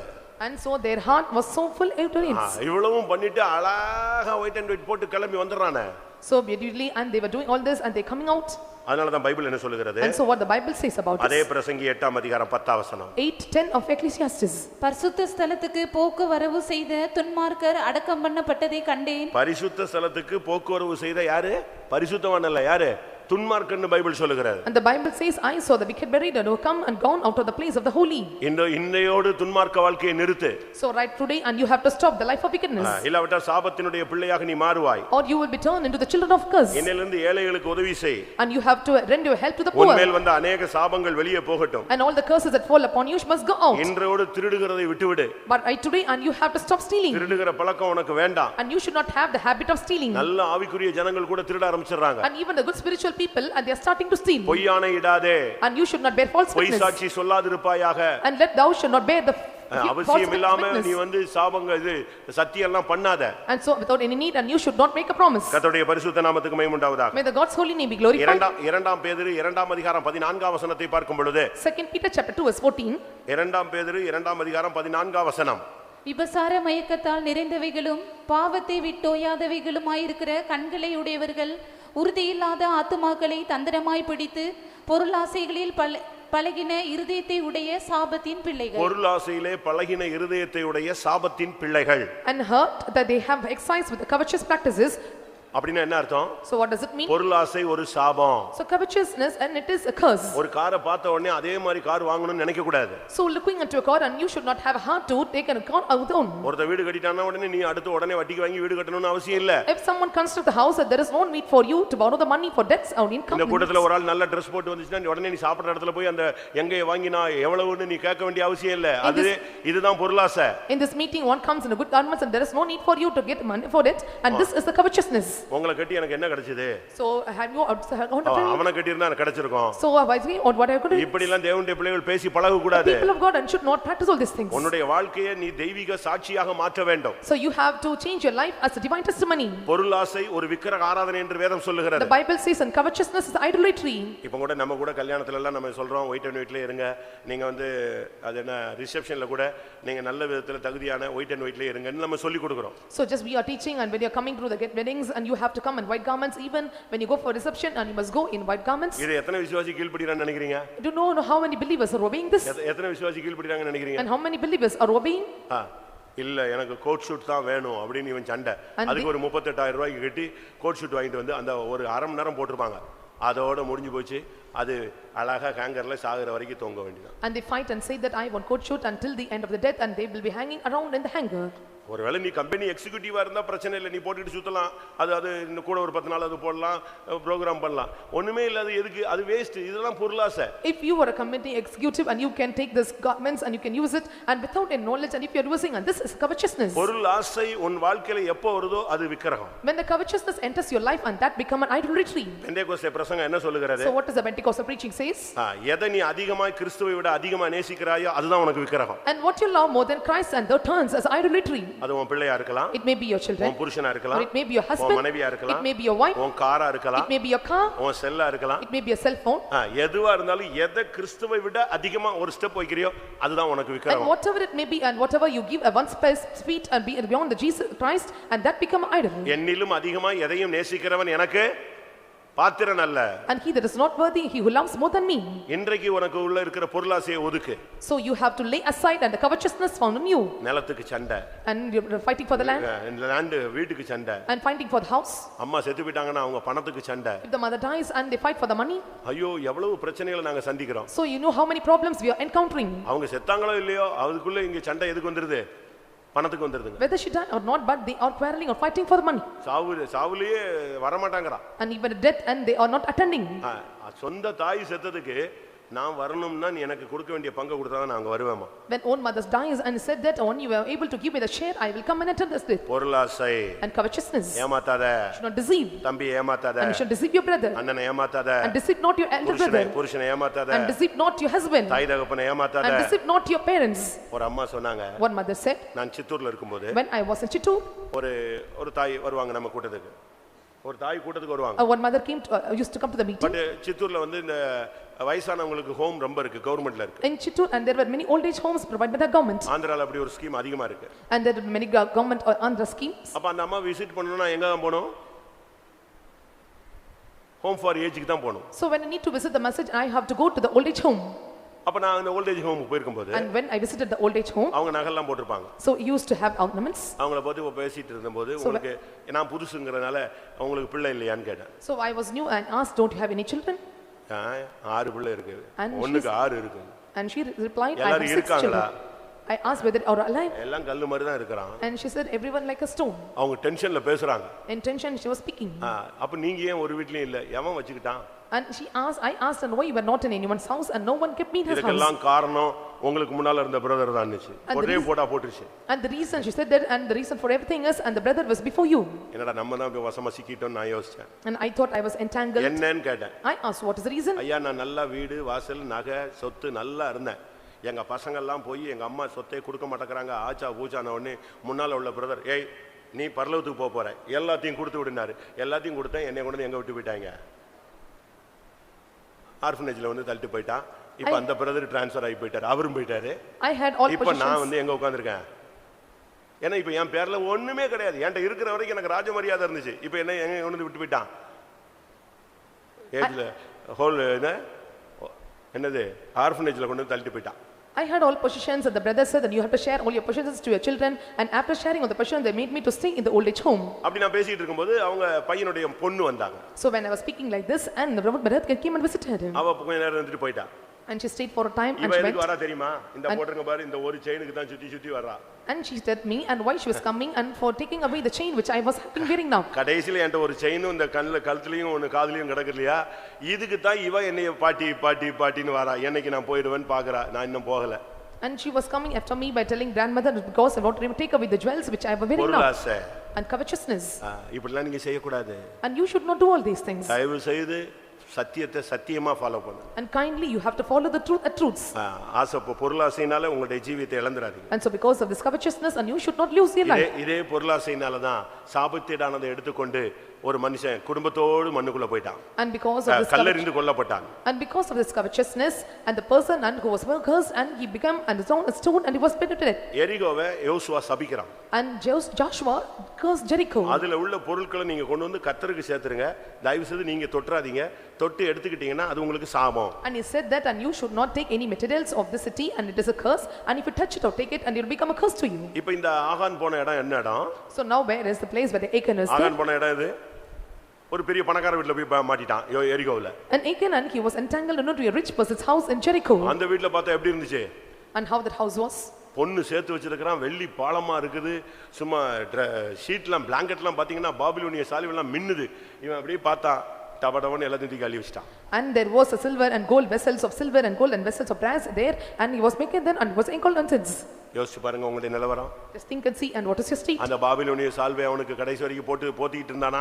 And he was able to cover the mantle of the Babylon till the end. பாபிலோனிய சால்வையோடு கல்லெறிந்து கொல்லப்பட்டான். So with the mantle and he was stoned and was put to death. பொன்னும் வெள்ளியும் நீ சேர்த்து வைக்கணும்னு ஆசைப்படாத. And you should not have a desire to gather up the silver and gold. இந்த உலகத்துல உள்ள ஒண்ணும் உன்னை கொண்டு போய் சேர்க்காத. So nothing of this world will take you to the place. நான் சும்மா சாம்பிளுக்கு எக்ஸாம்பிளுக்கு சொல்றேனே ஒரு உதாரணத்துக்கு ஜெயலலிதா சேர்த்து வைக்காத சொத்தாங்க. And just for an example I'm telling and count you just imagine what the possessions were gathered by Jayalalitha. செருப்பே எத்தனை ஜோடி செருப்பு தெரியுமா? And how many pair of slippers used? செருப்பு அவ்வளவு இருந்து கடைசியில் இப்ப எங்க இருக்கு? கடல் மண்ணிலால் அரிக்கப்படுகிறார்கள் வரிசையாக படுத்து. So now and they were making it a show in the எது அரிச்சிட்டு இருக்கு? கடல் மண், கடற்கரை மணல் அரிச்சிட்டு இருக்கு உடம்ப. And now and the sand of the sea and it was ஒரு லாசை பைபிள் சொல்லுது சாபம். The Bible says in the covetousness it is a curse. பாபிலோனிய சால்வை அவனை கடைசியாக வாழ விடாமல் தடுத்து விட்டது. And mantle of the Babylon did not make him to live his life till the end. கர்த்தருடைய பரிசுத்த நாமத்துக்கு மகிமை உண்டாவதாக. May the God's holy name be glorified. 1 Samuel 3ஆம் அதிகாரம் 13ஆம் வசனத்துல ஒரு சாபம் சொல்லப்படுகிறது. 1 Samuel chapter 3 verse 13 and another curse is mentioned. அது என்ன சாபம்? And what is the curse? பிள்ளைகளை சரியாய் வளர்க்காவிட்டால் சாபம். And if you grow not the children in a proper way and that become a curse. அவன் குமாரர் தங்கள் மேல் சாபத்தை வரப்பண்ணுகிறதை அவன் அறிந்திருந்து அவன் குமாரர்கள் தங்கள் மேல் சாபத்தை வரப்பண்ணுகிறதை இவன் பார்த்தான். And he have seen the curse comes upon their son. அதே 1 சாமுவேல் 2:13. 2:13 of 1 Samuel. அந்த ஆசாரியர்கள் ஜனங்களை நடப்பித்த விதம் என்னவென்றால் எவனாகிலும் ஒரு பலியை செலுத்தும் காலத்தில் இவங்க செஞ்ச தப்பு என்ன? சாபம் வர்றதுக்கு என்னன்னா, யாரெல்லாம் கோயிலுக்கு வரானோ அவங்க கொடுக்கிற காணிக்கையில எல்லாம் இவன் போய் மொத்தமா எடுத்துட்டு போயிடுவான். So whatever the people and they were offering the offerings in the temple and he will take away all the offerings. அங்க ஒரு பொண்ணுங்களோட பேசுறது. So and going and come and speak with the அங்க ஒரு பெண்களோட தப்பு பண்றது. and having the legal connections with the women. சர்ச்சை நீ சரியா யூஸ் பண்ணல தொலைஞ்சே போய்டுவ நீ. So if you do not use the church in a right manner and you will be spoiled. சர்ச்சை வந்து நீ சர்ச்சா யூஸ் பண்ணணும். And you have to use the church in a right manner. இத பரிசுத்த ஸ்தலத்தை நீ ராங்கா யூஸ் பண்ணலாம். ஆனா அதுக்கு பனிஷ்மென்ட் ஒன்னு இருக்கு. You can use the holy sanctuary in a wrong manner but you will have to face the punishment. சேலத்துல பிரதர் சாம் இருக்கும்போது when brother Sam was in Salem ஒரு நம்ம சபை பையன் இன்னொரு பையனை கூட்டி வந்திருக்கான் சர்ச்சுக்கு. Our church believer boy he called and another church believer நம்ம சர்ச் பொண்ணை பார்க்கிறதுக்கு and to see and a girl from another church எப்படி இருக்கும் and see how it would be. வந்து உட்கார்ந்த உடனே தீர்க்கதரிசனம் அடிச்சாரு. ஏய் வெளியில இருந்து ஒரு பையனை இங்க உள்ள பெண்ணை பார்க்க கொண்டு வந்தா எழும்பு இயேசுவின் நாமத்தில் என்னாரு செத்தா ரெண்டு பேரும். When he sat down and he uttered a prophecy and he called a boy to see a girl in our church எழும்பு and arise right now. என்னுடைய சபையை நீ எம்டி யூஸ் பண்ற எழும்புனாரு. கூட்டு வந்தவனு எழும்பல வந்தவன் இந்தோட இந்த சபை பக்கமே வர மாட்டான் பொண்ணே வேண்டாங்கிற லெவலுக்கு வந்துட்டான். And both they stood up and they said that I don't want the girl, I never come and see to the church, and they stood up and they went away immediately. சபை எதுக்கு use பண்ற? How what for purpose you are using the church? சபை எதுக்கு use பண்ற? And for what purpose you are using the church? தேவனுடைய சபையை நீ எதுக்காக use பண்ணுகிறாய்? So for what purpose you are using the church of God? யாரை பார்க்க சபைக்கு வருகிறாய்? To see whom you are coming to the church? தேவனை பார்க்கவா? Or you to see the come God? நான் உம்மை பார்க்க ஆசையா இருந்து உம்முடைய சன்னிதானத்திலே வந்து உம்முடைய மகிமையும் வல்லமையும் கண்டேன். I to desire to see you, I came to your presence, I've seen your power and glory. நான் அவளை பார்க்க வந்தேன் இவனை பார்க்க வந்தேன். நீ வந்துட்ட ஒரு டைம் இருக்கு அன்னைக்கு நான் உன்னை பாப்பேன் எப்படி இருக்கு. And when you see that and I come to see you and this place and this time and when the time comes and I பிள்ளைகளை வளர்க்க வேண்டிய வளர்த்து விதத்துல வளர்க்காவிட்டால் அந்த பிள்ளைகள் நிமித்தமே சாபம் வரும். And if you train up the not child in a better way and because of the child and you have to meet the curse. நடந்தது என்ன? So what happened there? மூணு பேரும் ஒரே நாள்ல செத்தாங்க. And the three died on the same day. தப்பு செஞ்ச பிள்ளையும் செத்துச்சு தப்புக்கு இடம் கொடுத்த தகப்பனும் செத்தான். And the father who gave room for the mistake and the children who committed mistake, the three died on the same day. பிள்ளைகள் தங்கள் மேல் சாபத்தை வரப்பண்ணுகிறதை அவன் அறிந்திருந்தும் and knowing that children are making the curse to come upon them. அதனால தான் நாங்க பிள்ளைகள் விஷயத்துல கொஞ்சம் ஸ்ட்ரிக்ட்டா இருக்கிறது. So we must be strict in the matters of our children. ஒரு சிலருக்குலாம் பிள்ளைகளை வந்து வளர்க்க தெரியல. ஆனா பெற்றிருக்காங்க பட் அவங்களுக்கு வளர்க்க தெரியாது. And some they deliver the child but they don't know how to make the child to grow up. உனக்கு பிறகு உன் பிள்ளை இந்த சபையில விசுவாசியா நிக்கணும். And after you and your generation of child must stand as a believer in the church. Pastor Joel அடிக்கடி கேட்பாரு. And Pastor Joel used to ask this question often. நான் அடிக்கடி அதை சொல்றேன். I used to say this often. உனக்கு பின் உன் சந்ததி கர்த்தரை சேவிக்குமான்னு கேட்பாரு. After you whether your generation will serve the Lord. அப்படி சேவிக்கலனா நீ அந்த பிள்ளையை பெற்றதுல என்ன பிரயோஜனம்? And if they save not and what is the use of the brother and you? அந்த பிள்ளையை அப்படியே வளர்க்கணும். So you have to grow up your children. அதுக்கு வசனத்தை ஊட்டணும். And you have to feed the word of God. அத தெய்வீகமாவே வளர்க்கணும். And you have to grow them in a divine manner. நீ உன்னுடைய பகுதியில நீ உண்மையா இரு. தேவன் தன்னுடைய பகுதியில கிரியை செய்யட்டும். And be faithful in your matters and the Lord shall create and works in your matters. உங்க பிள்ளைகளை எப்படி வளர்க்கறீங்க? How you are growing up your children? நீங்க தெய்வீகமா வளர்த்தீங்கன்னா கர்த்தர் அவனை எப்படியாவது பொறுப்பெடுத்துருவார். If you grow up the children in a divine manner and he will take hold of your children. நீங்க அந்த பிள்ளையை சரியா வளர்க்கலனா and if you are not growing up in the அது மேல வர்ற சாபம் ஒண்ணையும் சேர்த்து இழுத்துட்டு மொத்தமா போய்டும். The curses upon them will drown you towards the curse. அதனால தான் பிள்ளைகளுக்கு வசனம் சொல்லி கொடுங்க. So you have to teach the word of God. பாட்டு பாட சொல்லுங்க. And you must make them to sing the songs. Sunday school போ சொல்லு. And you must ask them to go for Sunday school. இப்ப ஸ்கூல்ல எல்லாம் நீங்க பாருங்க ஸ்கூல்ல கொண்டு போய் விட்டுட்டு சாயங்காலம் வரைக்கும் இருந்து கூட்டி போற பேரண்ட்ஸ் இருக்காங்க. Now you can see when they were taking up the children to school and even till the evening they wait up and they will pick them up. ஏன் அதே மாதிரி சண்டே ஸ்கூல்ல விட்டுட்டு சண்டே ஸ்கூல் முடியற வரைக்கும் அந்த மரத்தடியில போய் உட்கார்ந்து ஜெபம் பண்ணு. So you can leave your children in Sunday school for a while, you can sit and pray and you can just call them up. அப்படி இருக்கிற பேரண்ட்ஸ் எல்லாம் கொண்டு போய் அந்த எவ்வளவு மரங்கள் இருக்கு அழகா உட்கார்ந்து நீங்க ஒரு பிரேயர் செல் மத்தியானம் 2 மணிக்கு உண்டாக்கலாமே. And there are many points and there are many places there and you can sit there and you can form a prayer cell. அப்படி ஒரு பிராக்டீஸ் பண்ணுங்க. And you can have self practice. இப்ப ஆபீஸ்ல work பண்றதானே மத்த ஜனங்கள் எல்லாம் மத்தியானம் lunch டைத்துல கொஞ்சம் டைம் கிடைக்கும்போது அதை எப்படி யூஸ் பண்றாங்க?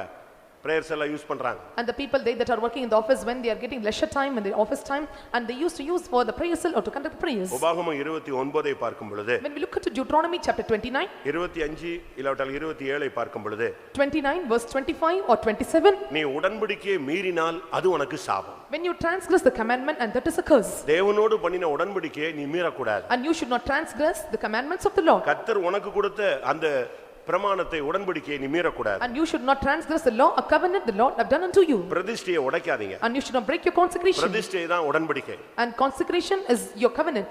நீ தேவனோடு பண்ணின உடன்படிக்கை தேவன் உன்னோடு பண்ணின உடன்படிக்கையில நீங்க ரெண்டு பேரும் உண்மையா இருக்கணும். தேவன் உண்மையா இருப்பார், நம்ம தான் உண்மையா இருக்கிறது இல்ல. And both must be faithful in the covenant we made to each other and God is faithful in his covenant and we are not faithful in our covenant. வாசியுங்கள் உபாகமம் 29 25. அதற்கு அவர்களுடைய பிதாக்களின் தேவனாகிய கர்த்தர் அவர்களை எகிப்து தேசத்திலிருந்து புறப்பட பண்ணின போது அவர்களுடைய பண்ணின உடன்படிக்கையை அவர்கள் விட்டு போய் தாங்கள் அறியாமலும் 27 கர்த்தர் இந்த புஸ்தகத்தில் எழுதியிருக்கிற சாபங்கள் எல்லாவற்றையும் இந்த தேசத்தின் மேல் வரப்பண்ண நீ எப்பொழுது உடன்படிக்கையை மீறுகிறாயோ விட்டு விலகுகிறாயோ அப்பதான் இந்த சாபங்கள்லாம் வருது. When you are forsaking the covenant and all this curse will fall upon you.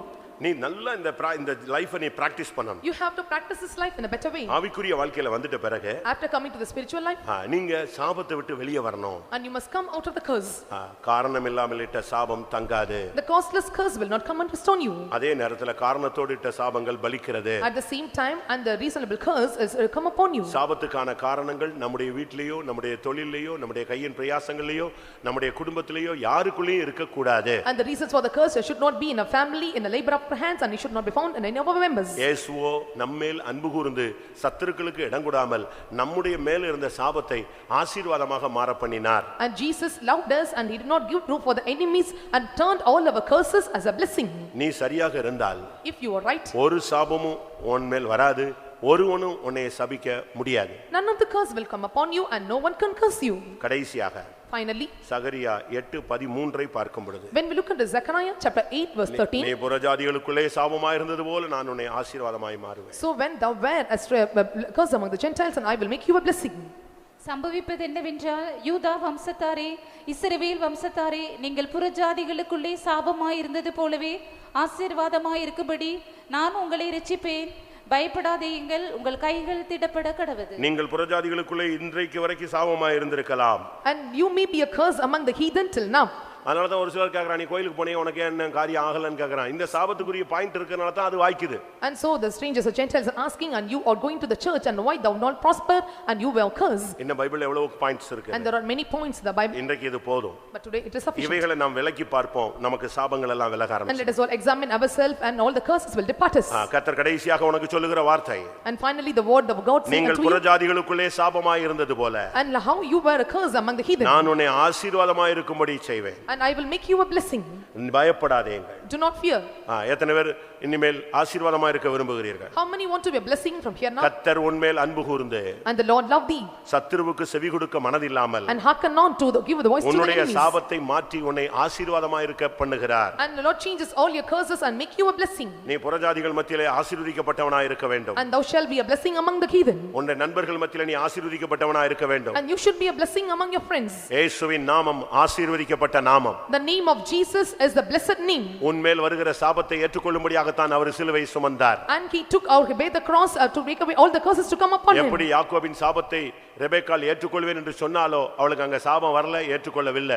ஆனால் இயேசுவோ நம்மேல் வந்த எல்லா சாபத்தையும் தன்மேல் ஏற்றுக்கொண்டார். And how Rebecca said that I will take all the curses upon me and there is no curses come upon them, and but Jesus took all the curses upon him to be laid upon us. எனக்கு ஒரு ஆசை என்னன்னா, And what's my desire? இந்த வாரம் ஒருத்தன் பிரச்சனையில வரானா அவனுக்கு அந்த வாரமே க்ளோஸ் பண்ணிடணும், அந்த பிரச்சனை ஓஞ்சு போயிடும். If someone come with the problems in this particular week and the problem must be closed in the particular week itself. இன்னைக்கு வியாதியா வர்றா அன்னைக்கே சுகமாயிடணும். And if he comes as sick on that day and he must be healed the same day. ஏதாவது சாபம் இருந்துச்சுன்னா அந்த சாப கட்டு தெரிச்சிரணும். Is there any curses and all the bindings of the curses must be broken down? எல்லாரும் கண்களை மூடுவோம். Let us all close our eyes. உங்கள் மேல இந்த வசனத்தின் அடிப்படையில் ஏதாவது சாபங்கள் இருக்கிறதாக ஆவியிலே உணர்த்தப்பட்டால், Depending upon this word of God and when you feel in your spirit, is there any curses upon you? இந்த வசனங்களுக்கு அப்பாற்பட்டும் ஏதாவது சாபத்தினுடைய காரணங்கள் உங்களுக்குள் இருக்குமானால், Is there any reasons for the curse beyond these words, word of God? முழங்கால் படியிட்டு கைகளை உயர்த்தி, ஆண்டவரே என் மேல் இருக்கிற சாபத்தை எல்லாம் நீர் ஏற்றுக்கொண்டு என்னை அதிலிருந்து வெளியே கொண்டு வாங்க. Bend your knees and lift up your hands and say unto God, remove all the curses and make me to come out of all the curses. என் மேல் இந்த சாபத்தை தாங்க முடியவில்லை. And I cannot contain the curses upon me. யார் அப்படி சொன்னது? And who said like this? யார் அப்படி சொன்னது? என் மேல் இட்ட சாபம் என்னால் தாங்க முடியலன்னு சொன்னது யாரு? Coin. And Cain said like this. ஆண்டவரே என்னை நீர் துரத்தி விடுகிறீர், நீர் என் மேல் இட்ட சாபம் என்னால தாங்க முடியாது, என்னை எப்படியாவது காப்பாத்துங்கன்னு. அப்ப கர்த்தர் சொன்னாரு, நான் உன் மேல ஒரு அடையாளம் போடுறேன், அந்த சாபத்துல இருந்து உன்னை விடுதலை ஆக்குறேன். And Cain said that I cannot contain the blessed curse that you went upon me, and he said I will put a mark upon you that none can touch you. எத்தனை பேருக்கு சாபம் இருக்கிறத உணர்றீங்க? And how many feel that you have such a curse on வாயை you? திறந்து சொல்லு. Open your mouth and see. என் பிசினஸ்ல சாபத்தை feel பண்றேன் ஆண்டவரே. I feel a curse in my business. என் குடும்பத்துல சாபத்தை ஃபீல் பண்றேன் ஆண்டவரே. And I feel curse in my family. எங்கேயெல்லாமோ போராட்டங்கள் இருக்கிறத உணர்றேன் ஆண்டவரே. I feel there are many conflicts and struggles I face in diverse நீங்க places in my சிலுவையில life. என் சாபத்தெல்லாம் ஏத்துக்கிட்டீங்க, நான் விசுவாசிக்கிறேன். I believe you have taken all my curse on the cross. ஆனாலும் என்னுடைய புத்தினத்தினால பல சாபங்கள் இருக்கிறதை உணர்கிறேன். And because of my foolishness I feel some curses are resting in mine. என்னை மன்னியும். Lord forgive me. இந்த சாபத்தை என்னால தாங்க முடியல. I cannot bear this curse. இந்த சாபத்தை என்னை விட்டு எடுத்து போடு. And take away the curse from me. அப்படி நீ கத்தும் பொழுது, When you shout like this, அன்றைக்கு காயினை தொட முடியாதபடி கர்த்தர் ஒரு அடையாளம் போட்டார். and the Lord put a mark upon Cain that none can touch him. அதுபோல Likewise, அருமையான தேவனுடைய ஜனமே, dear people of God, நீ முழங்கால் படியிட்டு கண்களை மூடி கைகளை உயர்த்தி அங்கலாய்த்து கொண்டிருக்கிற உன்னுடைய சாபத்தை மாற்றும்படியாக பரிசுத்த ஆவியானவர் உன்மேல் ஒரு அடையாளம் போட போகிறார். and you who are anguishing, bending your knees and lifting your hands, and the Holy Spirit is going to put a mark upon you that no curse can come upon you. இன்றைக்கு இந்த சர்வீஸ்ல இறங்குகிற அபிஷேகம் உனக்கு ஒரு முத்திரையாக ஒரு அடையாளமாக கொடுக்கப்பட கடவுது. The anointing in the service that come upon you will come as a mark, it comes a token upon you. இந்த அடையாளத்தை காணும் பொழுது When he sees that power and authority, சாபத்தின் வல்லமைகள் விலகும். and all the power of the curses will depart you. எத்தனை பேர் வசனத்தை விசுவாசிக்கிறீங்க? How many are believing the word of God? எத்தனை பேர் வார்த்தையை விசுவாசிக்கிறீங்க? And how many are trusting on this word? அப்படியானால் சாபத்தை விட்டு நீக்குகிற அடையாளம் உன்மேல் விழட்டும். If so, let the token or mark or come up with the curses will come upon you. அதனுடைய சரியான அடையாளம் என்ன? And what is the right token for it? இதுவரை நீ புறஜாதிகளுக்குள்ளே சாபமாய் இருந்தாய், இனிமேல் நீ ஆசீர்வாதமாய் இருப்பாய். Until now you were a heathen or blessings but a curse upon the Gentiles, and thou shalt be a blessing for your not anymore. விசுவாசிக்கிறவர்கள் மேல், And upon them that believe, வாஞ்சிக்கிறவர்கள் மேல், upon that that desire, தாகத்தோடு காத்திருக்கிறவர்கள் மேல், and they that are tarrying with lamenting and anguishing, சாபத்தை நீக்கும் அடையாளம் விழப்போகிறது. the sign or token for the curse to be removed is going to இதோ fall upon them. அபிஷேகத்தினால் அந்த முத்திரையை பெற்றுக்கொள். And by anointing receive that seal.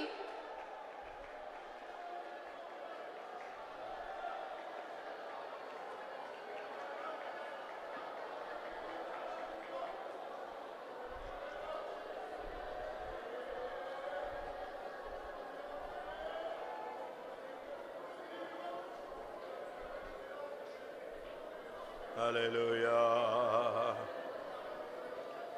Amen. Amen. Hallelujah. Hallelujah. Hallelujah. Amen. Hallelujah. Hallelujah. Hallelujah. Hallelujah. Amen. Amen. Amen. Amen. யாராவது உண்மையா feel பண்றீங்களா? என் மேல ஏதோ சாபம் இருக்கிறத உணர்றேன், இந்த வசனத்துல சில காரியங்கள் எனக்குள்ளேயும் குறைபாடு இருக்கு அப்படினு சொல்றவங்க மட்டும் வலது கையை வைத்துங்க பார்க்கலாம். And they that are realizing and saying that, and I feel that there are mistakes or faults upon me about the curses that come out things. உங்க மேல இருக்கிற சாபத்தை வெளிப்படுத்திட்டு உங்களை நீங்க அதுல அந்த சாபம் நீங்க போறதுக்காக கர்த்தர் இந்த வார்த்தையை பேசல. And for the curse to be removed, the Lord is not talking about the curse and curse. கர்த்தர் சொல்ற வார்த்தை என்ன? And what is the Lord words? நீ சாபமாய் இருந்தாய், and you were a curse. சாபம் உன் மேல் ஆளுகை செய்தது, and curse took dominion over you. ஆனால் இன்றைக்கு நான் உன்னை ஆசீர்வாதமாக மாற பண்ணுவேன். But today I will make you a blessing. அதை சுதந்தரித்துக் கொள்ளுங்கள். And you inherit it. Hallelujah, hallelujah, hallelujah. இயேசுவின் நாமத்திலே சாபம் நீங்கட்டும். In the name of Jesus, let the curse be removed. ஏய் நபக்கரபகதிரகரபாரியா.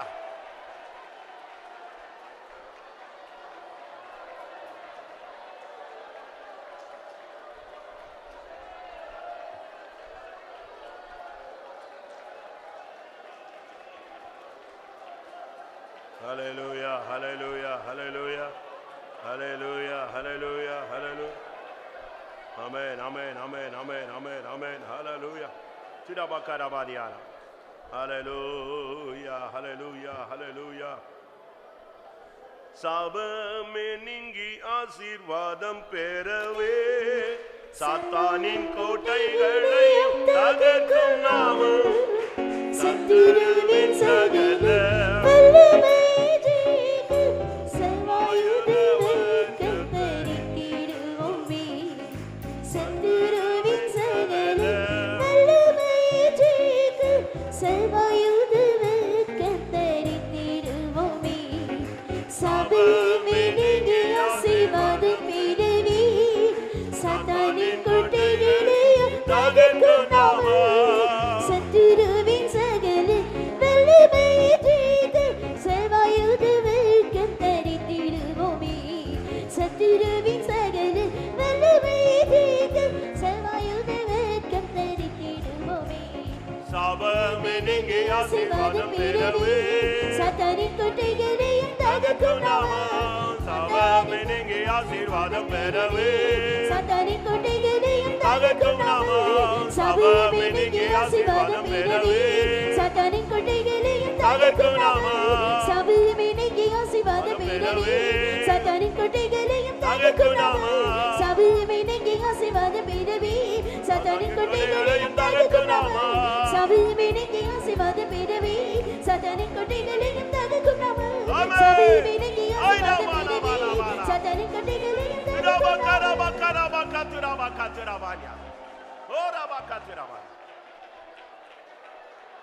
ஆமா எல்லாரும் ஒருமித்து அந்த சாபத்தின் கோட்டைகளை உடைக்கணும். With one accord we have to remove all the bindings of fortress of this curse. சாபம் ஒரு கட்டு மாதிரி இருந்துச்சுன்னா எல்லாவற்ற கயிறு மாதிரி இருந்துச்சுன்னா அக்னிப்பட்ட கயிறு போல தெரிக்கணும். If the curse is like a bindings or bands or cords and it must touch with the fire, it must be gone away. எல்லாரும் ready ஆயிக்கோங்க. And all let us all be get ready. சாபம் ஒரு கண்ணியா இருந்தா இப்ப அந்த கண்ணி தெரிக்கணும். If the curse is like a snare and it must be broken down. சாபம் ஒரு இரும்பு சங்கிலி மாதிரி இருந்தா இப்ப அது உடையணும். If the curse is like an iron fetters, it must be broken down. எத்தனை பேர் வாஞ்சிக்கிறீங்க? And how many of you desire this?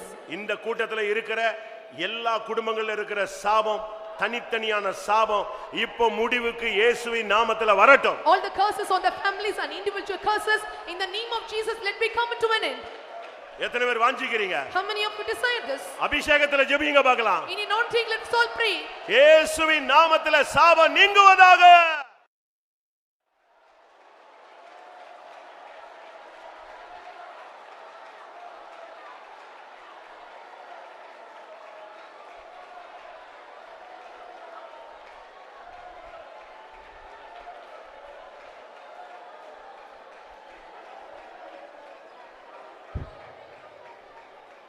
நீங்க நம்ம இங்க ஒரு 700 பேர் இருப்போம்னு வெச்சுக்கோங்களேன். And consider there may be 700 around. இப்ப அவ்வளவு பேரும் ஜெபிக்கும்போது அது எவ்வளவு ஒரு பலம். When all of us pray together and you know how strength this is. நீங்க ஜெபிச்சிட்டு இருக்கும்போது பட்டு பட்டு பட்டு பட்டுன்னு ஒவ்வொரு குடும்பத்துல இருக்கிற சாபம் தெரிச்சிட்டே இருக்கும். So when you keep praying and all the curses of the family will be removed. ஜெபத்தை நிறுத்தாதீங்க. Do not stop the prayer. அபிஷேகத்தை நிறுத்தாத. Don't stop your anointing. இன்றோடு சாபம் முடியட்டும். Let the curse completely come to an end right now. நீ ஆசீர்வாதமாய் இருப்பாய். And thou shall be a blessing.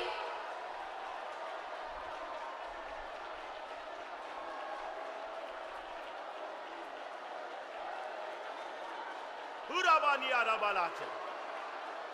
ஹோராபாகத் இந்த ஊழியத்தின் மேல இருக்கிற சாபம், ஊழியர்கள் மேல இருக்கிற சாபம், ஒவ்வொரு குடும்பங்கள் மேல இருக்கிற சாபம், இந்த சபையின் மேல இருக்கிற சாபத்தின் வல்லமையில் விலகட்டை காரி ஹரியாராம்.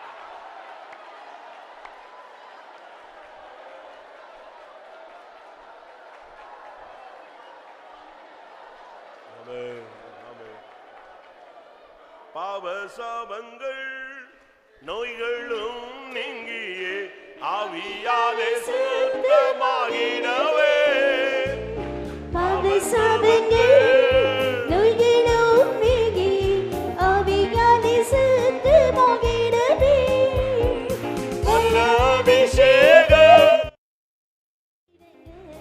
பல்லாங்கனுக முற்றம் அறியும். ஆமென். வல்ல அபிஷேக வலல் மகிழங்கள் பல்லாங்கனுக முற்றம் அறியும். பாவசாபங்கள் நோய்களோ நீங்கியே ஆவியான சுத்தமாகிடவே. பாவசாபங்கள் நோய்களோ நீங்கியே ஆவியான சுத்தமாகிடவே. பாவசாபங்கள் நோய்களோ நீங்கியே ஆவியான சுத்தமாகிடவே. பாவசாபங்கள் நோய்களோ நீங்கியே ஆவியான சுத்தமாகிடவே. பாவசாபங்கள் நோய்களோ நீங்கியே ஆவியான சுத்தமாகிடவே. பாவசாபங்கள் நோய்களோ நீங்கியே ஆவியான சுத்தமாகிடவே.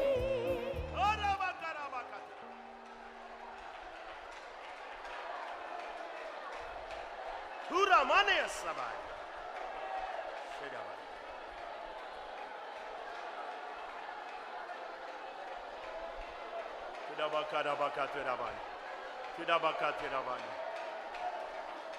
Amen. அருமையான சகோதரனே சகோதரியே, Dear beloved sister and brother, நீ வாழ்க்கையில எத்தனையோ பாதையில போயிருப்பாய். and you may have crossed many parts in your life, ஆனாலும் உனக்குள்ள பல போராட்டங்கள், but you must have the many struggles in this, அதனுடைய காரணத்தை நீ புரியாமல் இருந்தாய். and you are unreasonable no reasons. இன்னைக்கு ஆவியானவர் உனக்கு வெளிப்படுத்தி The விட்டார். Spirit of God revealed those things. என் பிள்ளையே, சில சாபத்தின் நிமித்தம் தான் இந்த போராட்டம் என்று. My child, and the struggles are because of the curses, இது சாபத்தை அவிழ்க்கிற நேரம். and this is time to loosen your curses, சாபத்தை கவிழ்க்கிற நேரம். and this is the time to turn over your curses, இன்னும் ஒரு நிமிடம் உனக்கு இருக்கிறது. and you have one more minute. இந்த ஒரு நிமிடத்துல உன் குடும்பத்துல இருக்கிற எல்லா சாபங்களும் வெளியே போய்டணும். In this minute, and all the family curses will be gone away. ஒரு வல்லமையின் அபிஷேகம் இறங்கட்டும். Let the in our midst. ஆமென், ஆமென், ஆமென், ஆமென். வல்ல அபிஷேகம் வல்லமாய் இறங்க பொல்லாங்கன்னுகம் முற்றும் முறியும். வல்ல அபிஷேகம் இறங்க பொல்லாங்கன்னுகம் முற்றும் முறியும். வல்ல அபிஷேகம் வல்ல அபிஷேகம்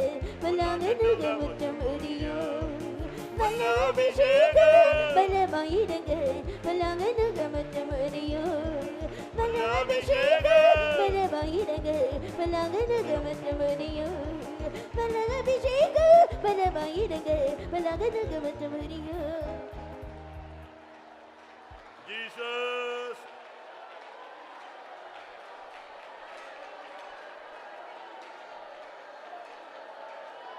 ஆமென். அன்றைக்கு நம்முடைய சாபத்தை நீக்கும்படியாக சிலுவையிலே சாபமாகினவர் On the day இன்றைக்கும் நம்முடைய சாபத்தை நீக்கும்படியாக அவர் இறங்கி வந்தார். அப்படினால ஸ்தோத்திரம் பண்ணுவோம். Praise the Lord, praise the Lord, praise the Lord, praise.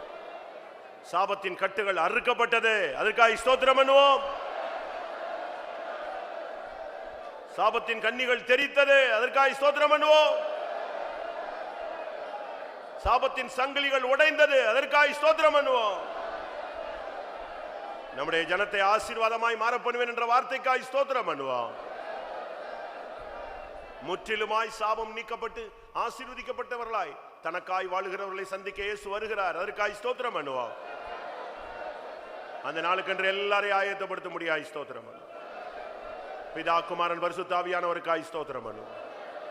எல்லா மகிமையும் அவருக்கே செலுத்தி ஸ்தோத்திரம் பண்ணுவோம். சுருக்கமாக எங்களை நேசிக்கிற நல்ல ஆண்டவரே, ஆசீர்வதிக்கப்பட்டதான நம்முடைய மகிமையின் சமூகத்துக்காக நன்றியோடு உம்மை ஸ்தோத்திரிக்கிறோம்.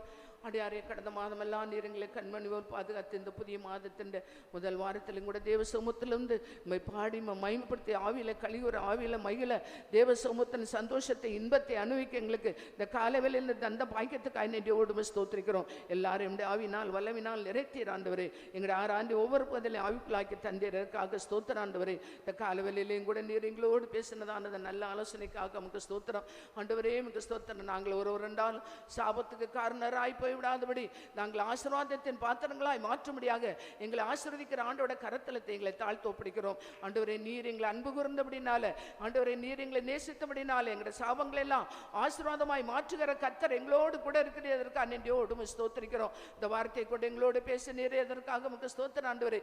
எங்களுக்கு இருக்கிற சாபங்களை எங்களை விட்டு அகற்றும்படியாக, எங்களுக்கு இருக்கிற பாவங்களை சாபங்களை எங்களை விட்டு அகற்றி ஆண்டவரே எங்களிடத்தில் இருக்கிற தரித்திரங்கள் எல்லா விதமான ஆண்டவரே பொல்லாத வருங்கத்தா வறுமைகள் சாபங்களை எல்லாம் அங்கே விட்டு அகலும்படியாக எங்களை தாழ்த்துகிறோம், எங்களை வெறுமையாக்குறோம். எங்களுக்கு இருக்கிற பொல்லாப்புகள் எங்களிடத்துல தீமைகள் எல்லாம் அகற்றி எங்களை ஆசீர்வதிக்கும்படியாக ஆண்டோட கரத்தில் எங்களை தாழ்த்து ஒப்படைக்கிற ஆண்டவரே கத்தாவே உங்க ஸ்தோத்திரம். எங்களை ஆசீர்வாதத்தின் பாத்திரங்களாய் மாற்றும்படியாக வேண்டிக்கிறோம் கத்தாவே.